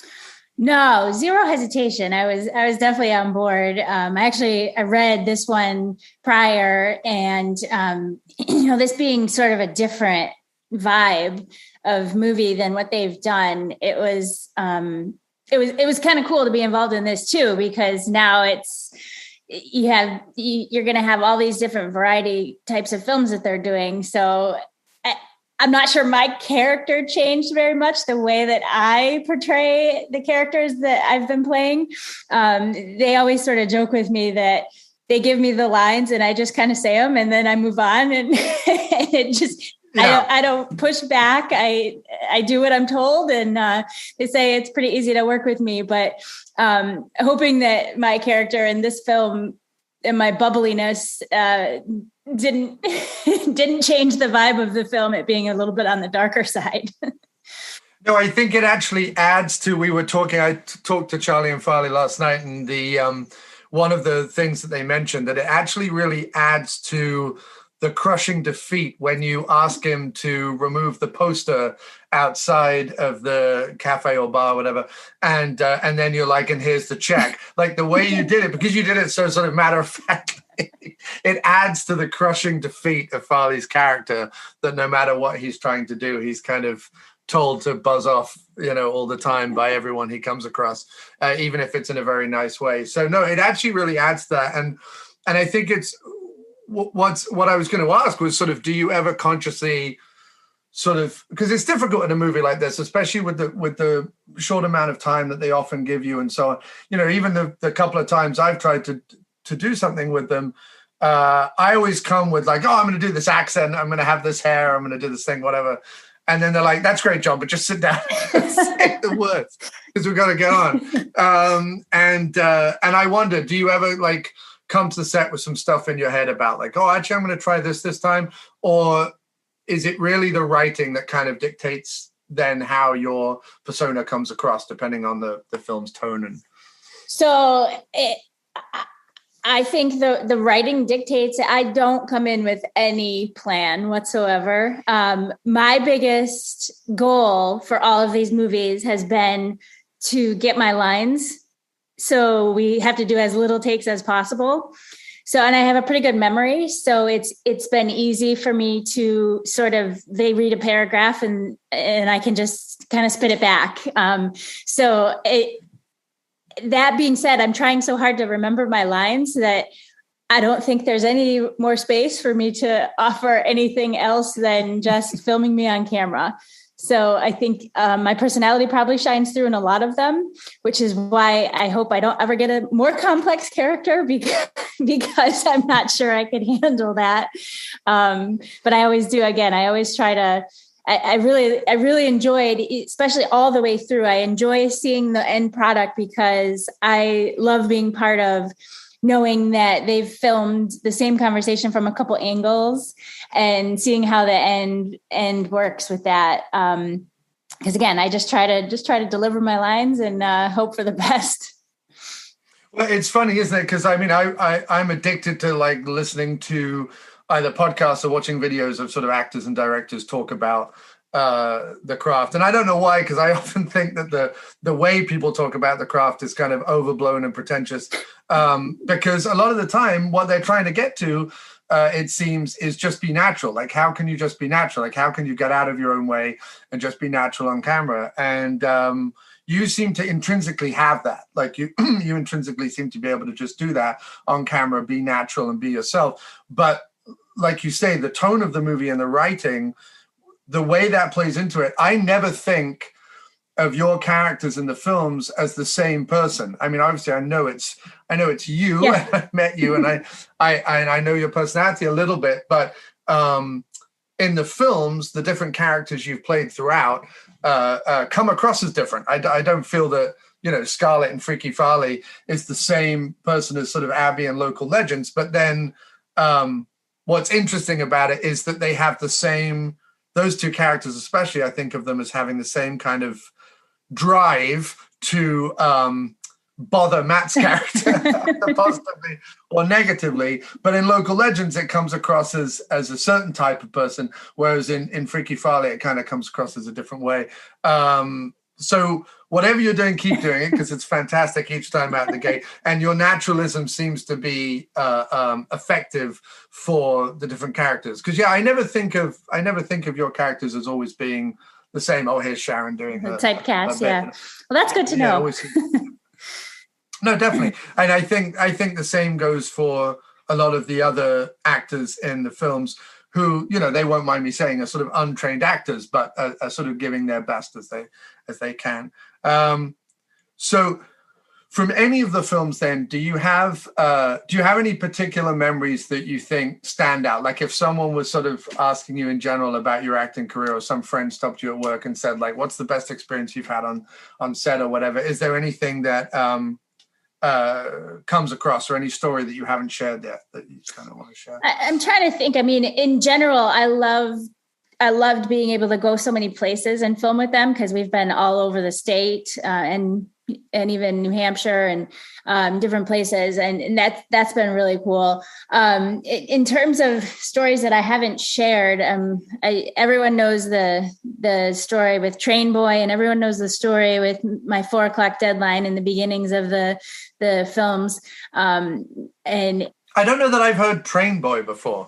I'm trying to think if I've heard the Train Boy story. Train Boy is it was part of the deadline of the 4:00. So I had gone on, and back in 2006 for Freaky Farley, I had gone on my first date with my now husband, who we had met on the Boston Tea. And so he was a mystery until we had been meeting each other for months on the tea and waving. And then we found out later, I called him Train Boy and he called me Tea Girl. Oh, I see. And so our first date was the night before. And the next day I was supposed to film all day, and I was out really, really late the night before. And I was supposed to go out with him again after filming. And, I was filming all day. We were up at really early in the morning, and come around 4:00, I was like, I need to go. Like, I'm ready to go. I'm done with this. This has been a really long day. And it became this running joke that after 4:00, I'm done. I'm not going to give any more, and I need to be wrapping up at that point. So. That's fair. And what does your husband think of the films? Is he like your number one fan, or is he just like, go do the movies? I don't really understand. The latter. Oh, okay. He's gone to a few of the movie premieres when we had, I think we had one or two of them in the various theaters, and he's gone to see those. If I put a link in front of him, he wouldn't probably watch them. He's more of he's less of an independent film and horror fan, and more of a big blockbuster superhero movie fan. So not quite up his alley. Whereas I am a huge horror movie fan. I can't get enough. The horror is that's like all I want to watch, whether it be the worst horror movie made or the best. And I love all of it. So I'm always reaching out for things like that. And is that something you and Tom did, like, as kids growing up? Like, because I know obviously Tom did the Shock Marathons thing with Charlie and Farley, watching a lot of those VHS classics, or did you come to that by yourself? By myself. I don't have any real memories watching it with Tom. And I honestly don't think I really got involved until I started being in these. It wasn't something growing up that I was super, super into. And I'm sort of less into the older films and more into, I really like the classic, Kids in the Woods and, slasher and that kind of thing. Yeah. So I love all those. I eat those up. Definitely. No, I'm trying to, at the moment, collect sort of an ultimate collection of slasher films. I have such a fondness for slasher films, because they are, they're the ones that are considered negative, even amongst horror fans. Like, even amongst horror fans, there are people like, well, I watch horror, but I don't watch slasher films. I'm like, I watch all slasher films all the time. Like, the sillier and goofier, the better. So obviously you've done a lot of work with Charlie and Farley. Has there ever been an urge to branch out and maybe find other like pockets of independent filmmakers who are doing this kind of thing that maybe you could act with them? Or have you always just liked kind of being in these films and having your own niche there? I am going to be Charlie and Farley to the end. I'm not going to venture out and try. Probably more having to do with my confidence in talent, but it's something that is fun for me to do on the side. It's not something that I'm going to pursue outside of them. And have you ever had an experience? I think you were on Farley's show and you were talking about telling a few people at work about the films or something like that. But have you ever had any occasion where anyone outside of, I guess, the extravaganzas, but anyone coming up and sort of saying like, oh my goodness, you're in this film or anything like that, even locally where they might know it more? I don't know. I haven't. The only people that have reached out through social media and things like that have been in some sort of network with Charlie and Farley, or I've seen the films. You know, I have some people on my Facebook and my Instagram's accounts that have messaged me to say, hey, can I friend you? I saw you in this. And, you know, I don't really know them, but yeah, I mean, that's always kind of cool. And I will plug things that are, there was I think it was either Freaky Farley or Monsters in Marriage. There was on demand. So I was sending people out to those to watch them on demand. I'll send people to the Amazon links and things like that. So I definitely keep plugging it, but I've yet to be recognized on the street. One day we hope. One day we hope, because Matt's community and range and fandom seems to be growing and growing all the time. I think that you know, I know that the whole sort of TikTok and poop song stuff and things that he's been doing has really taken off. Interestingly, obviously maybe, but amongst a much younger demographic, and it's going to be interesting to see if that demographic like have the same reaction to the films, because I feel like the films come from a slightly different place.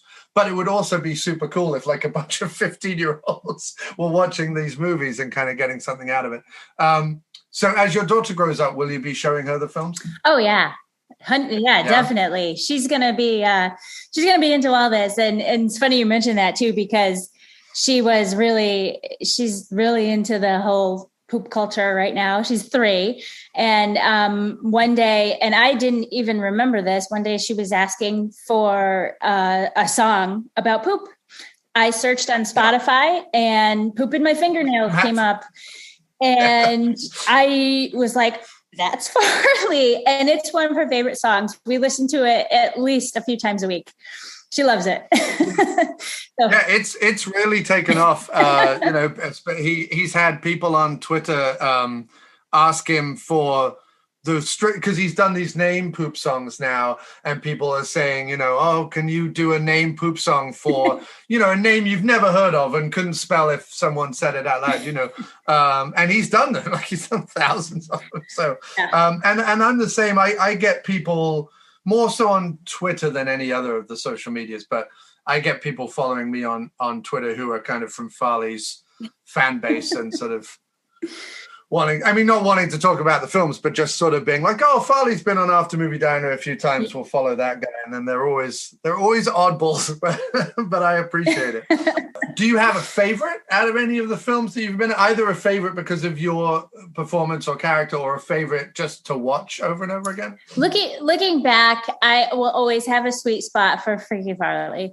It was the first one, and you know, I remember the scene so clearly. I remember filming so clearly in all the different places. And, you know, it was the first time meeting Farley's parents. And it was freaky because it was October and the weather was fall, and, you know, all the scenes. And looking back when you watch the movie, I think I'm most proud of that one.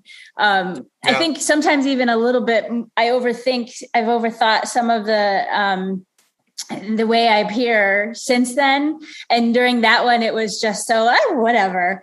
And then I think it actually came out the best personally, which is funny because you'd think you'd get better, but I think I peaked, and then I'm just trying to get back to that performance there. Well, not at all. You're great in all of them, and I genuinely mean that. We love watching the films, and we love watching you in them. And I actually thought that I always thought Local Legends was sort of the most interesting character that you had been written for, because it's just such a unique take on that kind of that person you might come across, or that sort of love interest, I guess, in that movie in a weird way, but also an anti-love interest. I'd never really sort of seen a character like that in a film before. So it was one of those things where I'm like, and yet I think it resonates in a way. I'm like, oh yeah, I've definitely been there on occasions in my life. But I always think of that as a very interesting character in its own way. But yeah, Freaky Farley was the one. Like if I'd put Freaky Farley in the first 10 minutes, I watched that movie and within the first 10 minutes, I kind of thought, oh no, it's, I'm not into this, or, this is amateur, or this is whatever. I wouldn't have gone any further. I wouldn't have put in Monsters Marriage. I probably wouldn't have interviewed them. And then, years later, I wouldn't have been in Local Legends and Slingshot Cops. So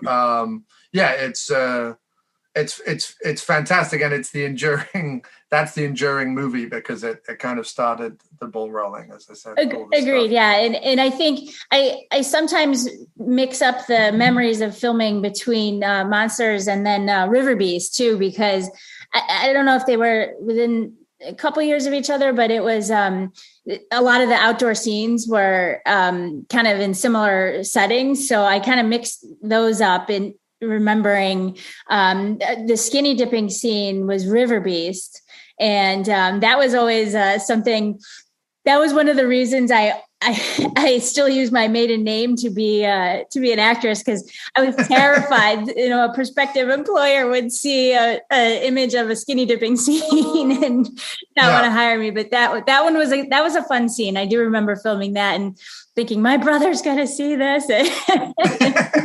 I like the idea of a prospective employer sitting down and watching the whole movie, or at least, because it's not like in the first 10 minutes. So they'd have to watch, the first 40 minutes or whatever, in order to get to that scene, and then go, we were going to hire her, but based on this scene, I'm just going to put, that's fantastic. In some of the films, and I've got to remember which one, is it Monsters of Marriage or is it River Beast, where you are McGee's daughter? Is that River Beast? I've got to think. Yeah, no, it is. It's River Beast. You're Ali. You're Ali Stone and he's Frank Stone. Okay. And McGee remains this sort of elusive figure, because he's sort of on the screen, and he's this reoccurring thing in their films, and he's fantastic and everyone loves him. He's a fan favorite, but apart from, I think, the odd podcast he's done with Farley, I think he's been on twice. He's obviously not on social media, and the fans don't really get to talk to him unless he shows up at the extravaganza, which was a pleasure to speak to him at the extravaganza. But what was working with McGee like? Because I'm fascinated to know. And how much time did you get with him? Because were they shot separately, or did you actually get to work together? The first one, when I was his daughter, we were at his house. So we filmed for many, many hours at his house, and in and around his pool, in his backyard, and in his porch. And that was over a period of a couple of days, if I'm not mistaken. It was just absolutely delightful to work with. He was so much fun, telling stories in between. And we just had so much fun. I remember eating pizza in his backyard and just opening his house to us. And, this was still pretty new, because this was, I think, the second or third one was when I was at his house, and I filmed with him other places as well. I remember, and I'm mixing up the movies now too, when he was the statue in the town square, and we were at that. Yeah, that's at the end of River Beast. That's when he's been he's been killed but memorialized in a statue. And I think you're in like a college lecture hall or something. It looks like. And I wasn't expecting it. I'll never forget. He walked in the room just covered in paint, and I was like, now that is dedication to the part.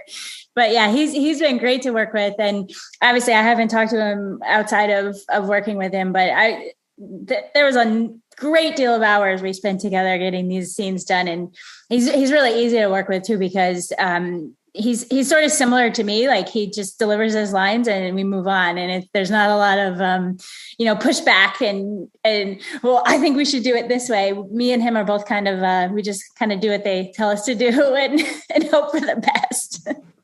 Yeah, no, the only two times I've ever worked with him was or met him was one at the Extravaganza, where he kind of showed up and hung out in that little vestibule before he came in to do his song. And I was just buzzing around and like taking pictures with him and talking at him and stuff. And I'm sure he was like, all right, kid, get out of the way. And then at the Christmas special, where we were all in the garage. And by that point, because as I said, Farley had kind of expanded his group of actors or crew people. There was a ton of us, like me and Seth and others, who he knew from online and knew his films, but maybe McGee didn't know us or whatever. And I remember McGee showing up to do his like policeman scene or whatever in the Christmas special, and everyone being like, "Oh, it's McGee," like whispering and stuff. It was like this. He's the elusive celebrity of the bunch. Oh yeah. So the only thing I don't know, because I mean, you weren't in the scenes that I was in Metal Detector Maniac. What can you tell us about your role in that, just before we wrap up? Oh, right. I'm trying to think back to that one. Now, that one was... We filmed that. Farley's Garage was it 2019? I think we filmed that. Oh my God. I think I definitely filmed my bits before we closed down for the pandemic, unless I filmed it early 2020. I believe that was the one. I had a number of scenes with my brother, and we were never actually in the same room, which was really interesting the way they did that one. And a lot of that was, if I remember correctly, a lot of that was done in Farley's garage and in his backyard. That one is, it honestly, it probably has the least impact of jogging my memory. Well, we haven't seen it yet. I think that's probably the trouble, is that it hasn't been released yet. Yeah, so. That's probably part of it. And admittedly, my characters run together in some of these, and especially the latter ones. I have less screen time and less lines in those. And Metal Detectors, I wasn't super involved in that one. So I don't honestly. I have to wait to see it, and then I'll be able to comment back on what was going through my head. I think I'm in the next one. That they're doing. Hopefully our paths will cross again on screen, which would be awesome. Thank you ever so much for being on the After Movie Diner today. It's been a pleasure to talk Farley and acting and all that stuff with you, Sharon. So thank you for agreeing to do this. And I was joking with Farley last night on text message that when we get to our 15th anniversary of the After Movie Diner, it'll be after this 5-year run of 2 movies a year. So we'll have to do another big retrospective of all those. Let's see how many movies they actually do in the next 5 years. And if it's all of them, if it's all 10 of them, we'll have a lot to talk about when that happens. I'm bound to be in them if they can do them. Yeah, most definitely. Me too. Thanks again for being on the show, and we'll talk again soon. All the best, Sharon. All right, you too. Thank you. Bye.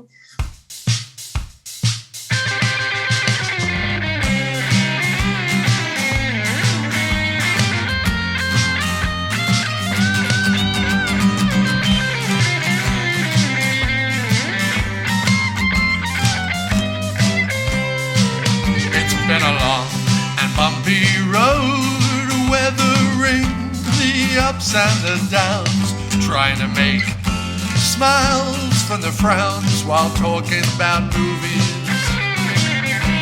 We've averaged about 34 episodes a year, and still the journey isn't completed. We may be downtrodden, but we'll never be defeated, and we've talked a lot of different movies. guest hosts, co-hosts, and celebrities galore. Drama and action and tits and gore.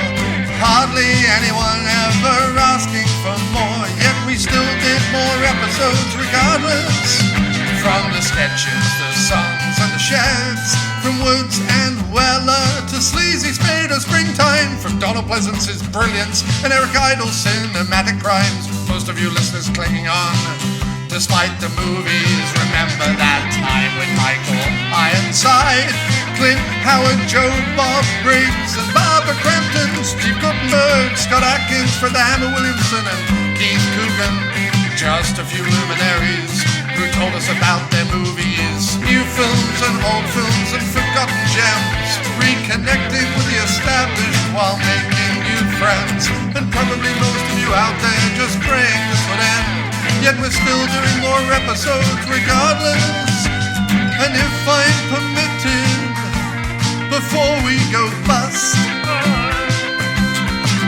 there's just one thing to say, but really I must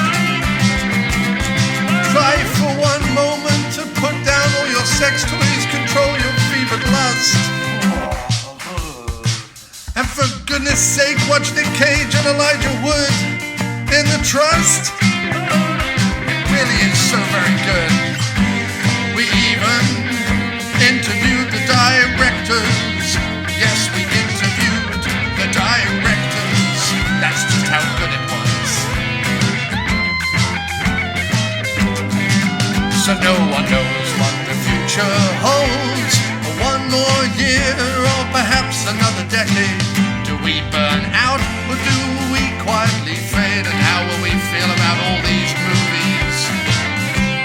But if our paths have crossed now, before, or in the future, because of something related to the after-movie diner, then really out of all the people in existence, there's no one finer than the one who can put up with my opinions on movies, like Jim. So thank you from the bottom of my heart. This ain't the end, but the future is uncertain. But the future always is. You can't let that be a burden. But please know wherever I am and whatever I'm doing, it's all about the movies. I'll never fall fully out of love with the movies. I want you all to live long and prosper and watch a lot of movies. Yeah, live long and prosper, you bastards, and watch a shit ton of movies.